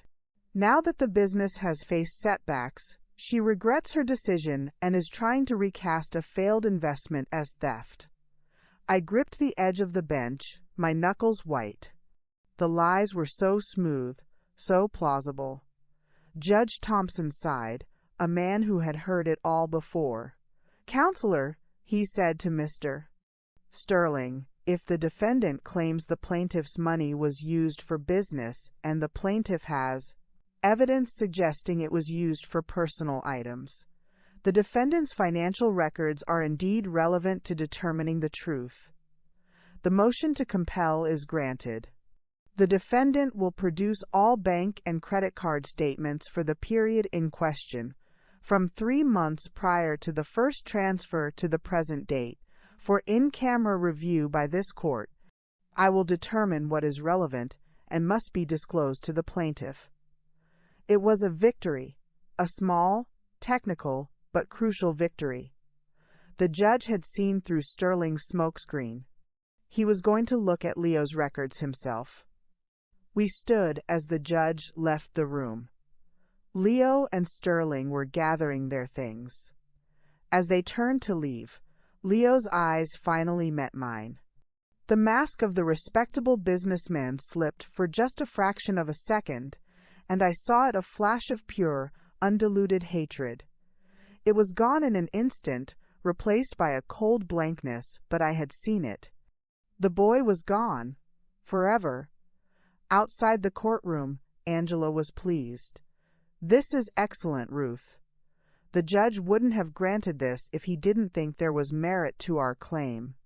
Now we wait for him to review the records. I'm confident what he finds will be devastating to their case." Auntie Clara squeezed my arm. "You see, the truth has a weight. It sinks all their pretty little lies." We walked out of the courthouse into the weak afternoon Sunday. The victory felt fragile, but it was real. We had won a battle. We had forced a judge to peer into Leo's secret world. The wall of silence hadn't crumbled, but we had just landed a solid blow against its foundation. The quicksand was still there, but we had just been thrown a rope. And for the first time in a long time, I felt a flicker of something that felt like hope. It was a cold, hard hope, but it was enough. It was enough to keep me fighting. The weeks that followed the hearing were a strange, suspended animation. The frantic energy of gathering evidence was replaced by a tense, quiet waiting. The ball was in Judge Thompson's court, and then, once he ruled on what he'd seen, it would be in Leo's court to produce the documents. The law, I was learning, moved with the speed of a garden snail on sedatives. The forced stillness was its own kind of torture. My mind, no longer occupied with the practical tasks of the case, became a playground for every fear and doubt. What if the judge found Leo's records inconclusive? What if he'd been clever enough to launder the money through his business account? What if, in the end, the law saw a family dispute too messy to untangle and told us both to go home? The wall of silence from my family began to feel less like a punishment and more like a quarantine. I was the carrier of a contagious truth, and they had all been vaccinated with Leo's lies. The loneliness was a constant, low-grade hum in the background of my life, like the sound of a refrigerator motor you only notice in the dead of night. It was during this time that I started walking. Long, aimless walks through my neighborhood, no destination in mind, just a need to move, to feel my body working, to outpace the circling thoughts in my head. I'd walk past houses with warm, glowing windows and imagine the uncomplicated lives within. I'd walk until my feet ached and the cold air burned my lungs, hoping for exhaustion so profound it would grant me a dreamless sleep. One afternoon, on one of these walks, I found myself at the local cemetery. I hadn't planned to visit Michael's grave. It felt like too much to bear on top of everything else. But my feet, it seemed, had a mind of their own. I stood before the simple granite headstone, his name and dates etched into the cold stone. The space next to it, reserved for me, felt like a promise and a threat. I sank to my knees on the frozen grass, the cold seeping through my trousers. I didn't cry. I was too tired for tears. "I don't know if I can do this, Michael," I whispered to the silent stone. "It's so heavy. It's so lonely. Everyone is gone. Sarah, she hates me. She really believes I'm this monster. And Leo, he looks at me like I'm nothing, like I'm a problem to be solved." I wrapped my arms around myself, shivering. I'm so tired of fighting. I'm so tired of being the brave one. A gust of wind rattled the bare branches of a nearby oak tree, the sound like dry, chattering bones. I looked up, expecting, what? A sign? A feeling of his presence? There was nothing, just the gray sky, the cold wind, the immutable fact of his absence. And then a memory surfaced, not of Michael, but of my father. I must have been about 10 years old. He was building a stone wall at the edge of our property, hauling heavy, irregular stones from a pile, and fitting them together. It was back-breaking work. "Papa," I'd asked, "how do you know which stone to pick?" He'd paused, wiping sweat from his forehead with a bandana. "You don't, at first, sweetheart. You just pick one up. You feel its weight. You look at its shape. And then you look for the hole it can fill. It's not about finding the perfect stone. It's about being willing to carry the weight of it until you find its place." Sitting there at my husband's grave, I understood. This lawsuit, this truth, was my heavy stone. It was ugly and misshapen, and it was cutting into my hands. I wanted to drop it. I wanted to walk away from the whole damn wall, but my father's words echoed across the decades. It's about being willing to carry the weight of it until you find its place. The place for this stone, for this ugly truth, was in a courtroom.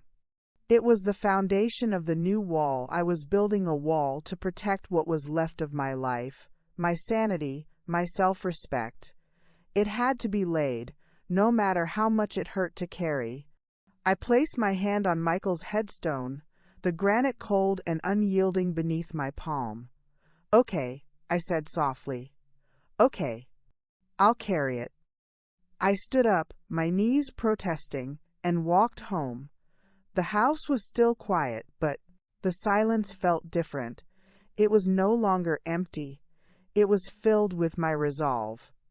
A few days later, Angela called.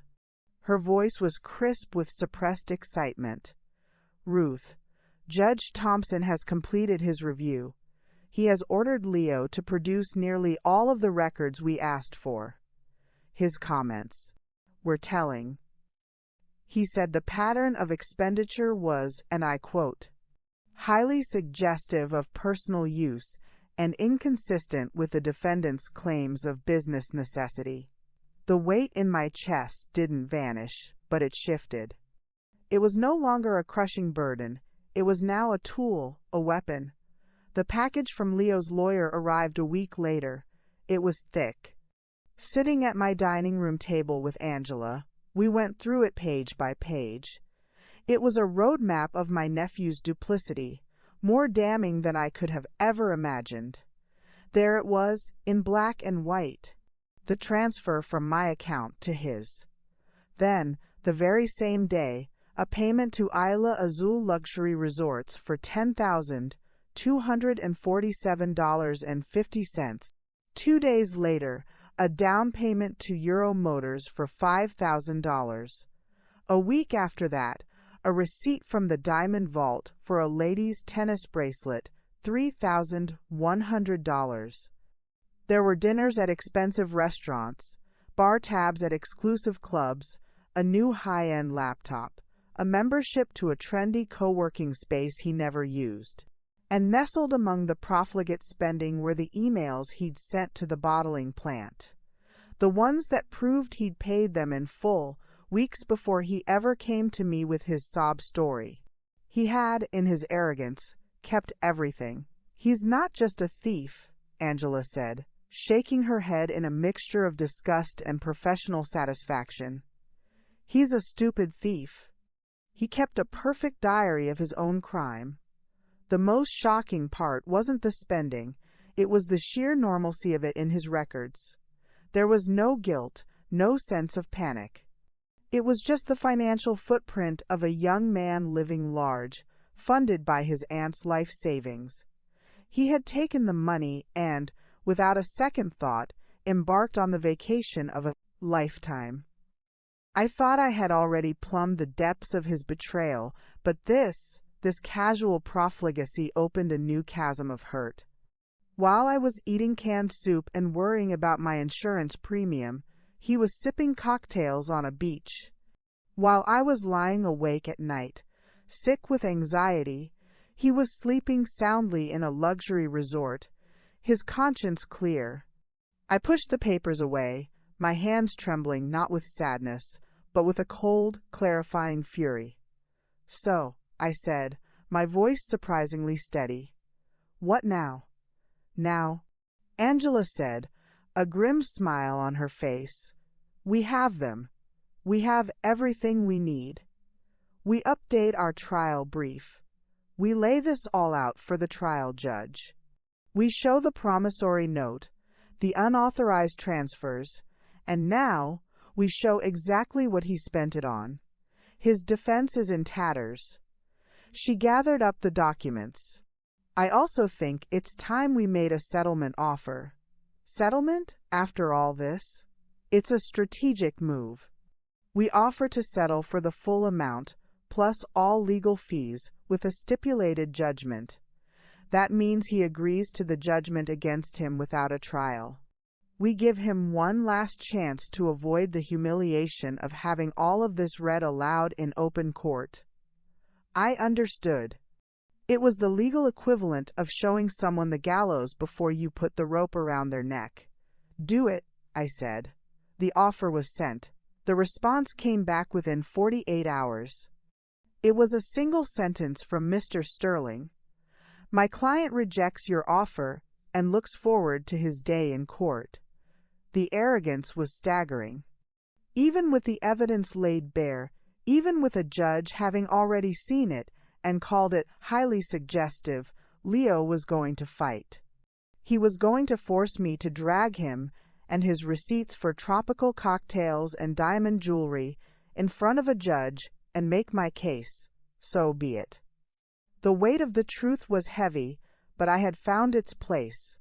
It belonged in the light of a courtroom, for everyone to see. Leo wanted his day in court? He would get it, and I would be there, not as a vengeful aunt, but as a woman finally ready to lay down her stone. The foundation was set. The wall was going to be built, and it was going to be unbreachable. The month leading up to the trial was the strangest period of all. It was like the eerie, pressurized stillness that descends before a hurricane makes landfall. The world outside my windows went on with its placid, ordinary life. Lawns were mowed. Children got on school buses. Neighbors waved while inside. I was preparing for the storm that would determine the rest of my life. All the evidence was in. The arguments were prepared. There was nothing left to do but wait. The frantic energy of discovery was gone, replaced by a quiet, grim certainty. We had the truth on our side. We had the documents. We had the timeline. We had the judge's own words from the discovery hearing. All we needed now was a verdict. This pre-trial calm was, in its own way, more unnerving than the active battle. It gave the demons of doubt too much room to play. What if Leo had some surprise witness? What if his lawyer, Mr. Sterling, was a silver-tongued magician who could convince a judge that black was white? What if I got on the stand and froze, my mind going blank under the pressure? Angela prepared me relentlessly. We conducted mock examinations in her office. She played the part of Sterling, her questions designed to trip me up, to make me emotional, to twist my words. Mrs. Millerton, she would say, slipping into a slightly more condescending version of her own voice. Isn't it true you were lonely after your husband's death? It's true I was grieving. And isn't it true that you saw your nephew, Leo, as a substitute for the son you never had? I saw him as my nephew, whom I loved. But you wanted to hold on to him, didn't you? You were afraid he'd grow up and leave you behind, just like your husband did. So you gave him money to keep him close. This was about buying his affection, wasn't it? The first time she asked a version of that question, I was so stunned by the cruelty of the insinuation that I burst into tears. Angela waited patiently for me to compose myself. They will go there, Ruth, she said gently. They will try to pathologize you. They will paint you as a lonely, unstable woman who is confused about a business deal. You cannot let them see you cry. You have to be a rock. You answer the question, and only the question. I gave him the money because he told me he needed it for a specific business invoice. I have the promissory note that defines it as a loan. That's it. Don't get drawn into a conversation about your feelings. It was brutal, but it was necessary. She was building a callus over my heart, preparing it for the wounds the trial would inevitably inflict. At home, my aunts provided a different kind of preparation.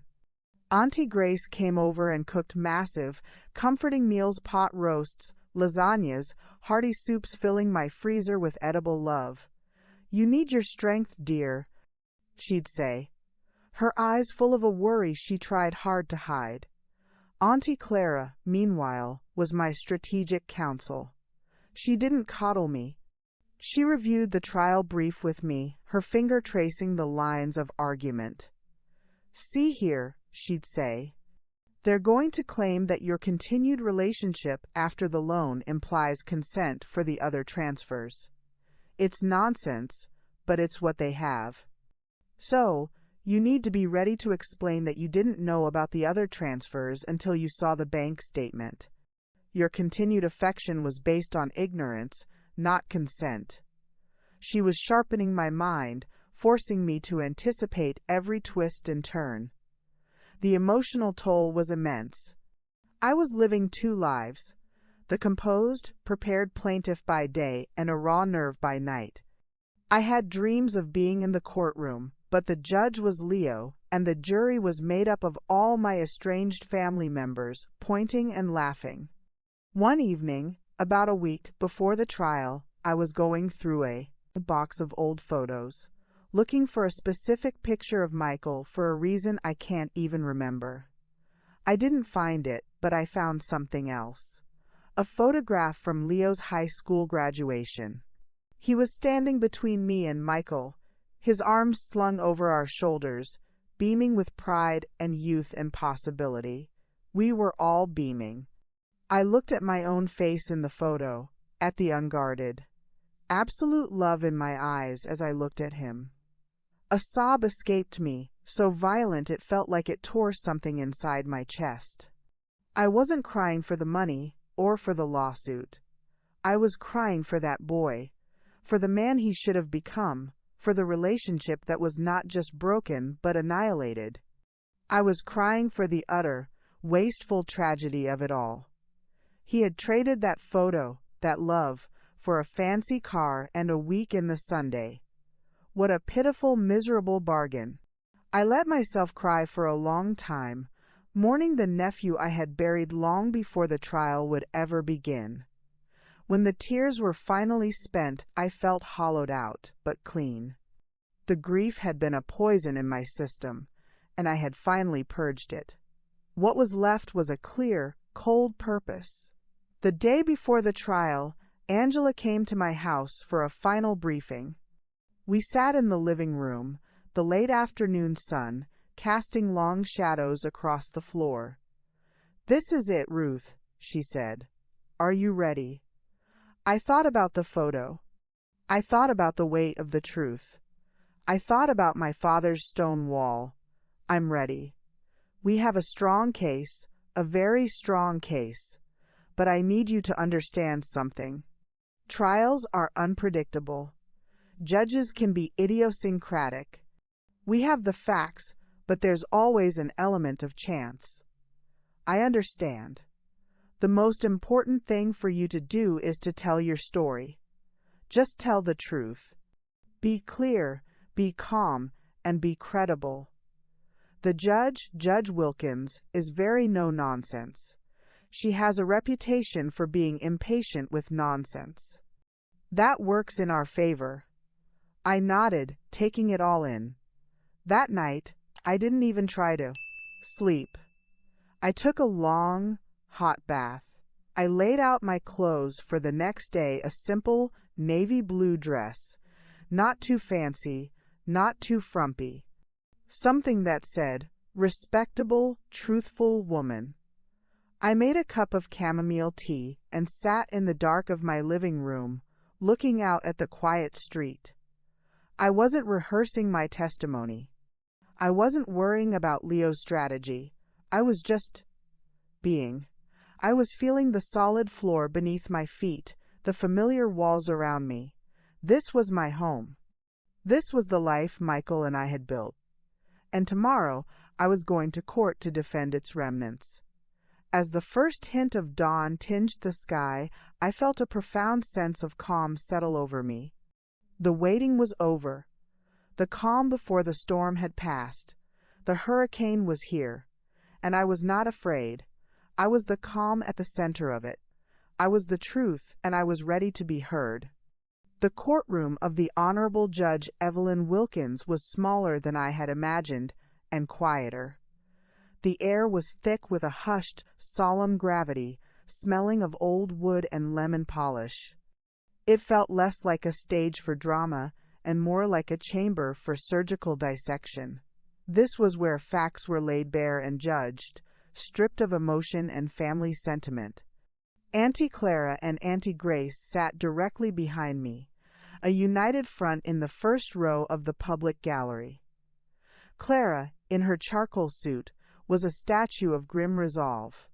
Grace, clutching a handkerchief, offered me a tremulous, encouraging smile when I glanced back. Their presence was a tangible warmth at my back, a shield against the chill of the proceeding. At the defendant's table, Leo sat with Mr. Sterling. He looked pale and tense in his expensive suit, his eyes fixed on the blank screen of the laptop in front of him. He did not look at me. "Mr. Sterling was murmuring to him, a steady, calming stream of words I couldn't hear.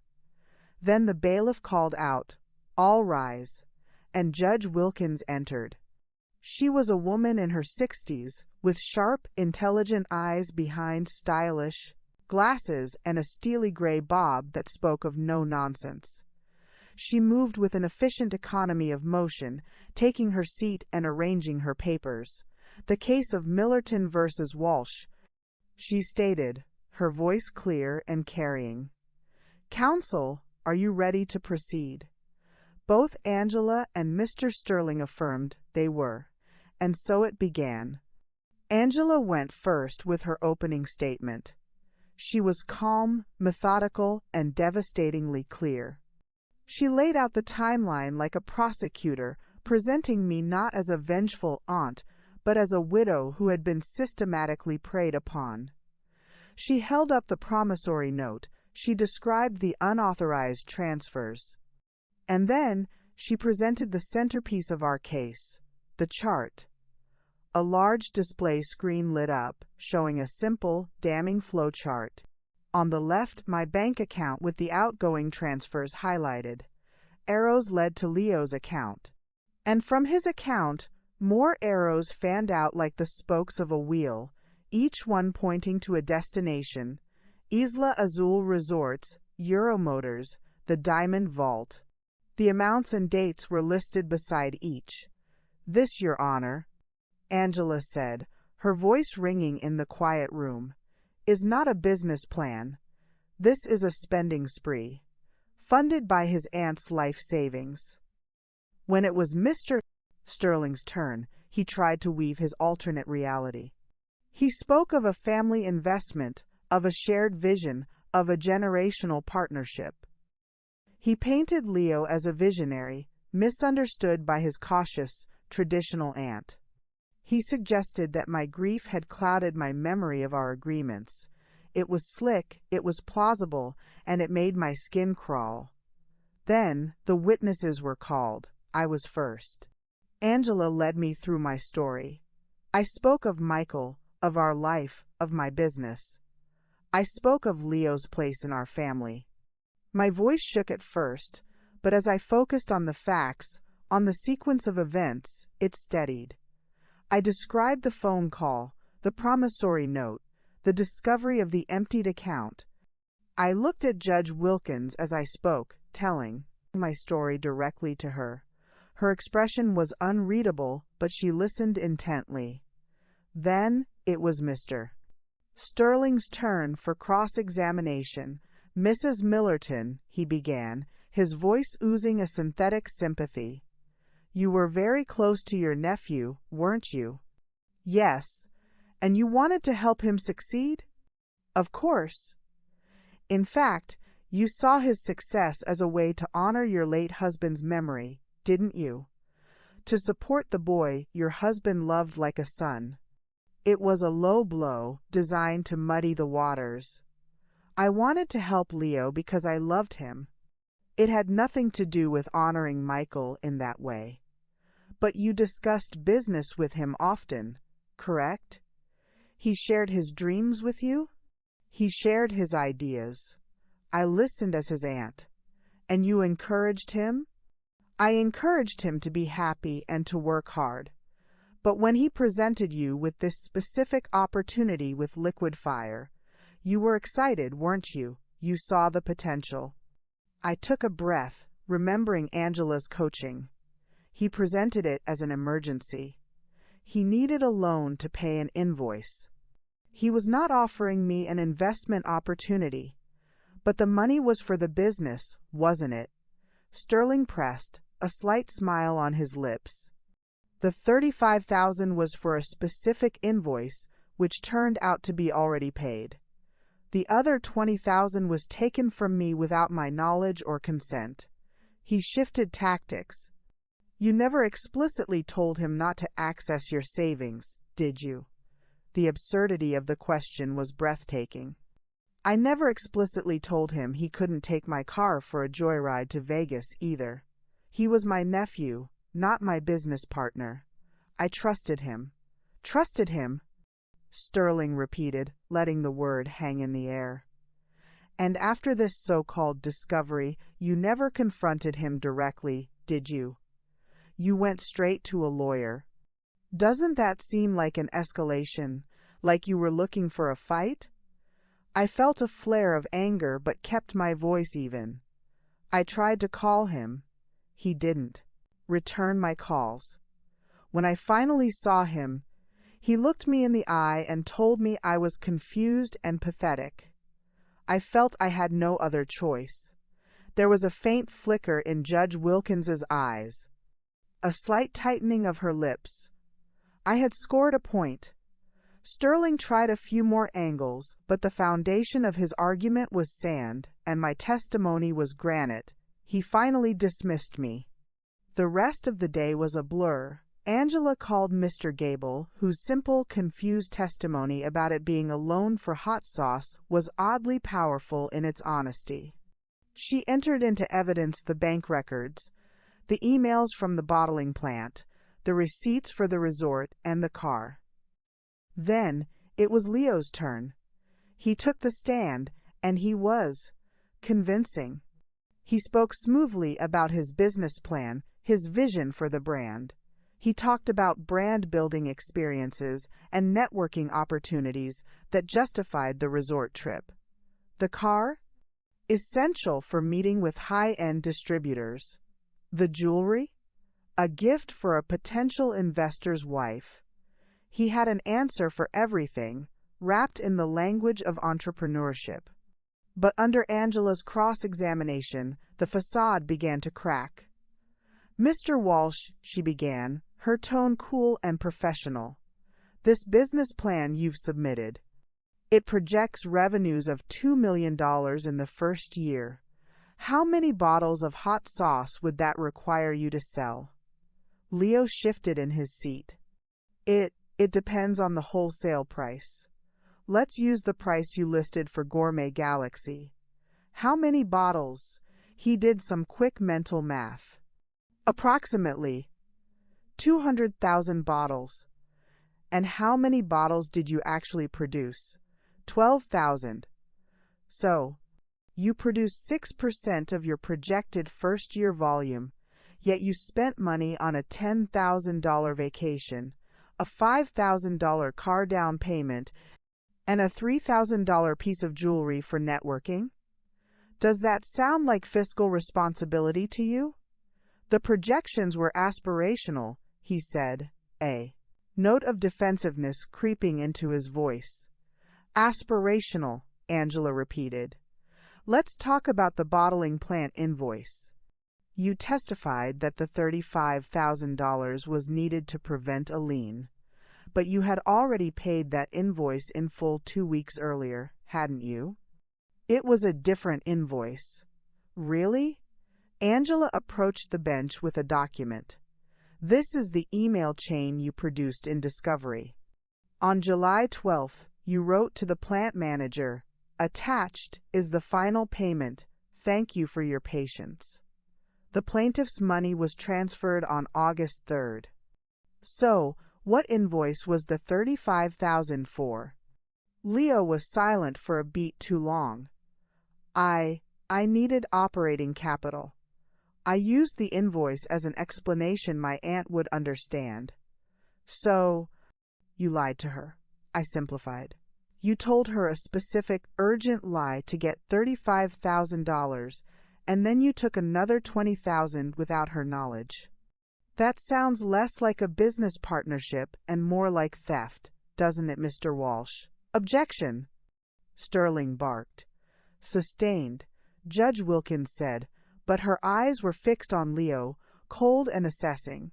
The rest of his testimony unraveled from there. His answers became evasive, his confidence brittle. By the time he stepped down, the image of the savvy entrepreneur had been replaced by that of a cornered young man, entangled in his own web of lies. The closing arguments were a study in contrast. Mr. Sterling appealed to emotion, to the sanctity of family, to the tragic misunderstanding that had torn them apart. Angela was pure, cold logic. She held up the flowchart one last time. Your Honor, the defendant has offered stories, justifications, and excuses, but the documents don't lie. This is a straightforward case of breach of contract and conversion. The plaintiff is not asking for anything more than what was taken from her. She is asking for justice. Judge Wilkins listened to both, her expression giving nothing away. Then she spoke. The court has heard the evidence. I will take this matter under advisement and issue my ruling in 1 week. Court is adjourned. The gavel fell. It was over. The hurricane had passed. I felt numb, drained of all emotion. I had done it. I had faced him. I had told my truth, and I had survived. As I stood, my legs weak, I felt the supportive hands of my aunts on my shoulders. We walked out of the courtroom together, into the uncertain calm of the aftermath. The battle was over. All that was left was the judgment. The week of waiting for the verdict was a lesson in suspended animation. The world had lost its color, its taste, its sound. Everything was filtered through the prism of that impending decision. I went through the motions of my life, sanding a table leg, answering a business email, eating a meal, but I wasn't truly present. My mind was in Judge Wilkins's chambers, watching her read the evidence, weighing the facts.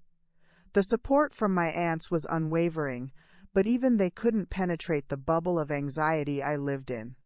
Auntie Grace's comforting words felt like they were coming from very far away.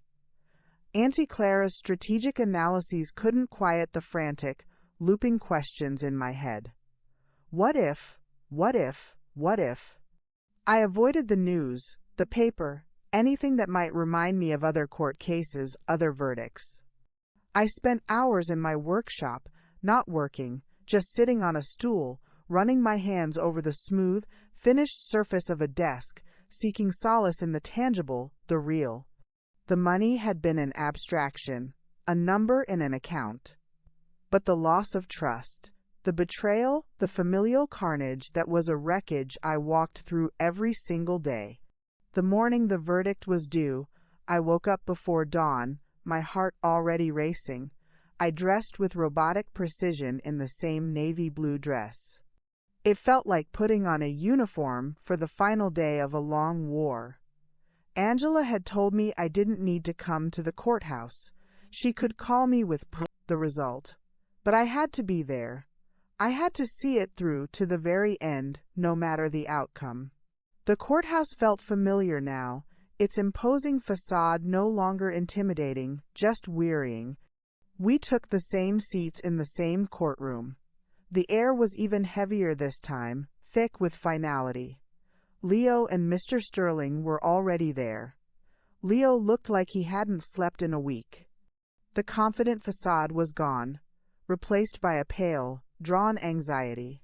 For a fleeting moment, I felt a pang of something that wasn't pity, but a deep, sad recognition of the ruin he had brought upon himself.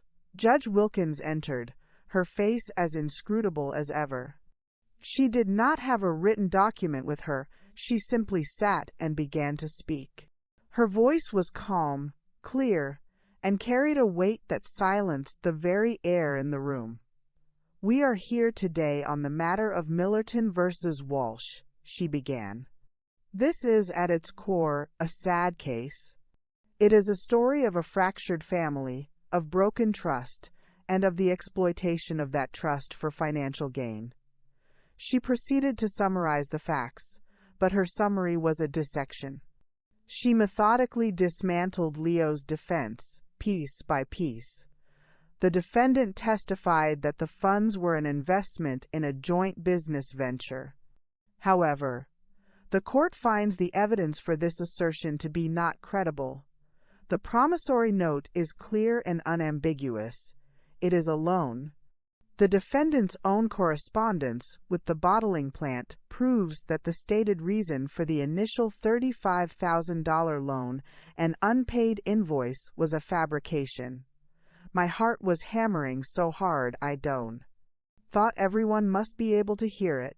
I clutched the edge of the bench, my knuckles white. Regarding the subsequent transfers from the plaintiff's savings account, Judge Wilkins continued, her gaze shifting to Leo.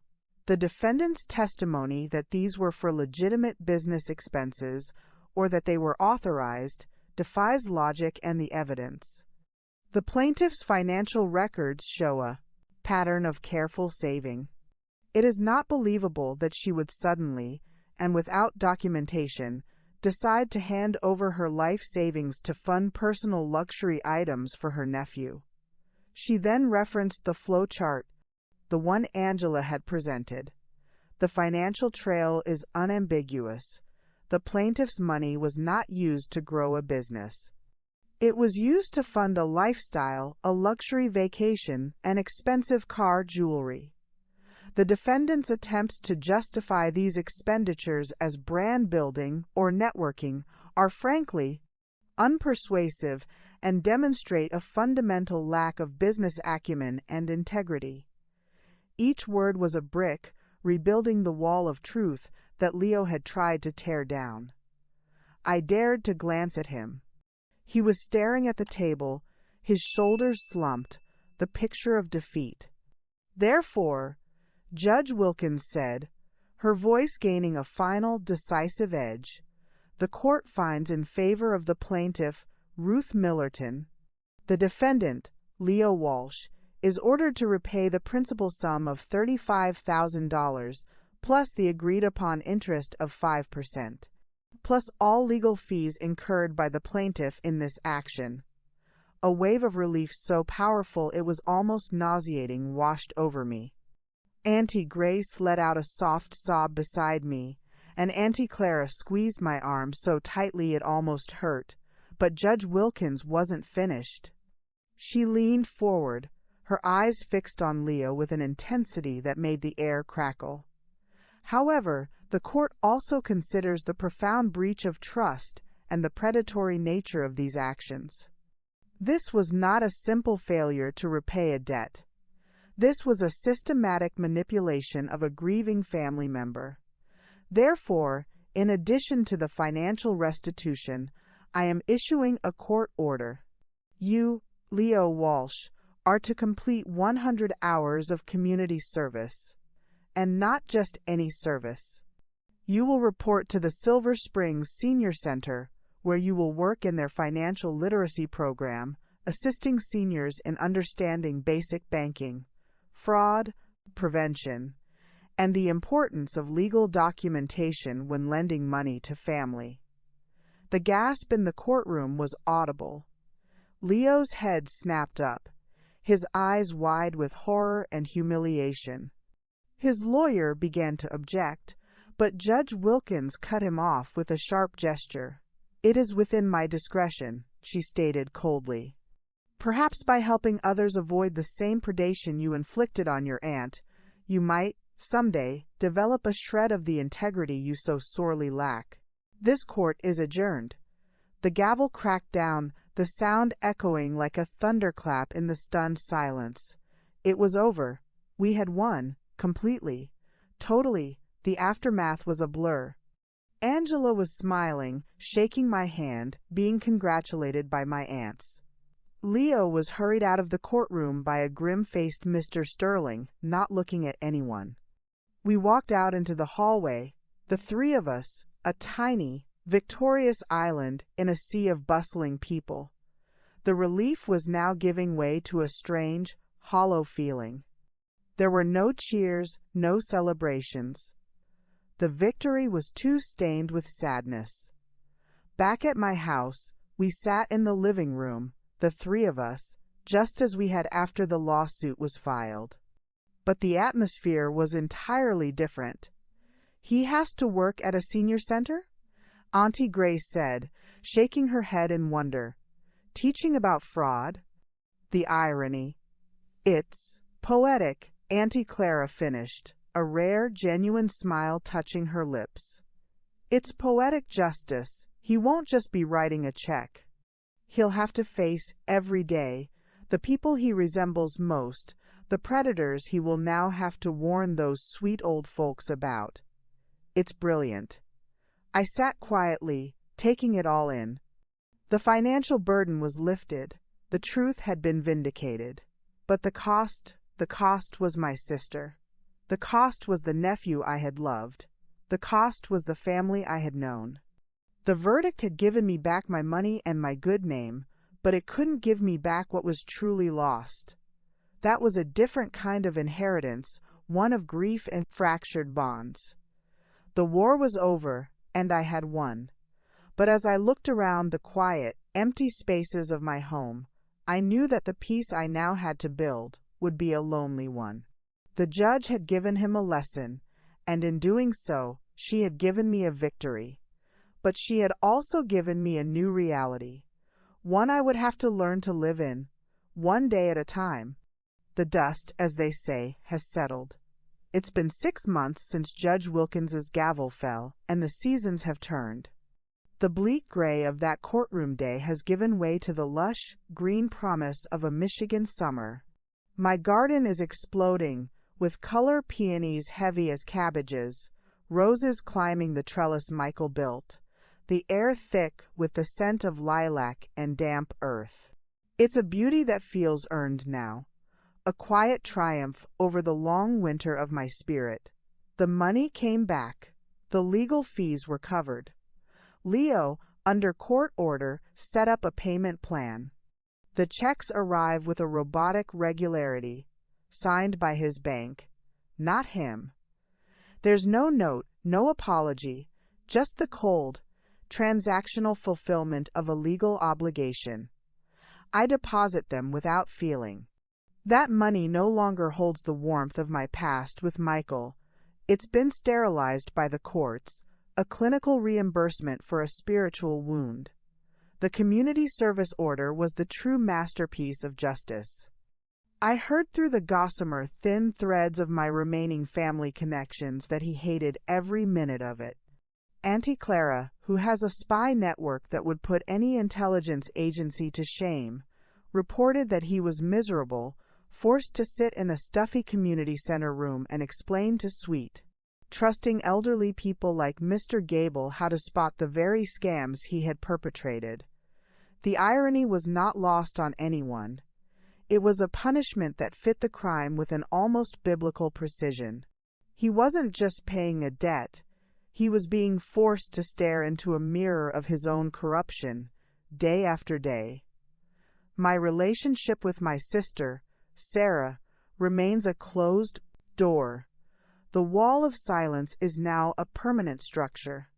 I've come to accept that some breaches are too wide to mend.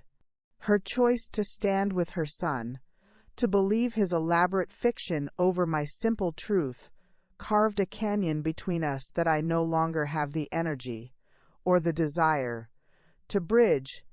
I mourn the sister I had, but I cannot make peace with the stranger she has become. Some losses are permanent, and learning to carry that weight is part of the lesson, too. But life, stubborn and resilient, has a way of filling empty spaces. My business, Ruth's Resplendent Rideaux, has taken on a new life. The story, as these things do, got out. Not the ugly, detailed version, but the essence, a local woman, wronged, who stood up for herself. And people, wonderful, kind people, responded. I have more work than I can handle. Not out of pity, but out of a quiet respect. Customers bring me their tired, beloved furniture, and they sit at my kitchen table and they talk.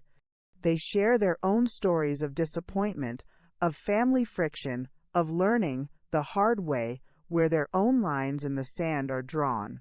I have become, to my great surprise, a silent confessor, a keeper of stories. And in their stories I see fragments of my own, and I feel less alone. I am sitting on my porch swing now, the one Michael hung for me on our 10th anniversary, a gentle breeze rustling the leaves of the old oak tree. Auntie Grace and Auntie Clara are with me, sipping iced tea. The three of us, a tribe of our own making. You look peaceful, Ruth, Auntie Grace says, her voice soft with satisfaction. I am, I say, and I realize it's true. The peace is not the absence of noise or pain, but the presence of a hard-won calm at the center of it all. It's because you fought, Auntie Clara states, not looking at me, but out at the garden. You didn't just roll over and show your belly, you reminded yourself that you matter. I nod slowly, the swing creaking a gentle rhythm beneath us. I did. And that's the heart of it, isn't it? I look at them, these two women, who have been my anchors, my strategists, my family, and I think of all of you, listening to my story. If you take nothing else from the hours you've spent with me, take this. This is Auntie Ruth's lesson. Pour yourself some tea, dear, and listen close. Trust is the most beautiful currency we have. It's the foundation of love, of family, of community. But a currency must be protected. To ask for a piece of paper, for a signature, for a clear agreement, is not a sign that you don't trust someone. It is a sign that you respect the relationship enough to protect it from the poison of misunderstanding and false memory. It is a sign that you respect yourself enough to ensure your kindness cannot be weaponized against you. Love does not mean handing someone a blank check to your heart and your bank account. Love means building something together, with clear eyes and honest intentions. Pay attention to the small cracks. The missed call that isn't returned. The story that shifts just a little, the defensiveness that seems outsized. A person's character is not revealed in their grand gestures or their charming words, but in how they handle your vulnerability, your trust, and your no. When someone shows you who they are, believe them the first time. Do not paint over their red flags with the brush of family loyalty or past affection. See them clearly. It is the kindest thing you can do for yourself. And if the worst happens, if you find yourself standing in a hollowed-out shell, looking at the wreckage of a betrayal you never thought possible, then you must find the courage to fight. Not for revenge, not to punish, but to reclaim what is yours. Your money, your peace, your story, your truth. To stand up and say, what you did was wrong, and I will not pretend otherwise.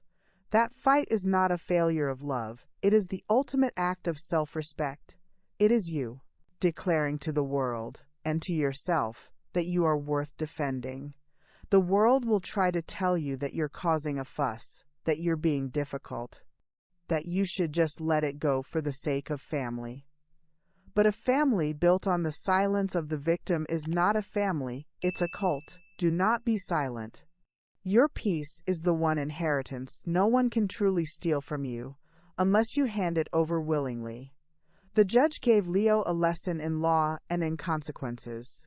But his true punishment is living inside the person he has chosen to become. My victory was not just in that courtroom, it was in here in my own heart. I learned that I am not just Michael's widow, not just Leo's aunt, not just Sarah's sister. I am Ruth. I am a woman who makes beautiful things from broken pieces. I am a woman who can stand alone, and yet is never truly alone because she has built a family of choice, bound by loyalty and truth. The swing creaks, a comforting, familiar sound. The sun is dipping lower, casting long, golden shadows across my lawn. There is a pot of soup simmering on the stove for dinner. There is a half-finished dresser in my workshop, waiting for my hands to bring out its hidden grain. There is still a quiet in this house, but it's no longer hollow. It is a peaceful, spacious quiet, filled with the ghosts of good memories and the solid, satisfying reality of a life lived on my own terms. A life where I am the brave one. So, my dear, remember Auntie Ruth's lesson. Protect your trust, see people clearly, fight for your truth, and never ever apologize for building a life that cannot be so easily broken. Now, go on. Your life is waiting. Up next, 2 more incredible stories are waiting for you right on your screen. If you enjoyed this one, you won't want to miss these. Just click to watch and don't forget to subscribe.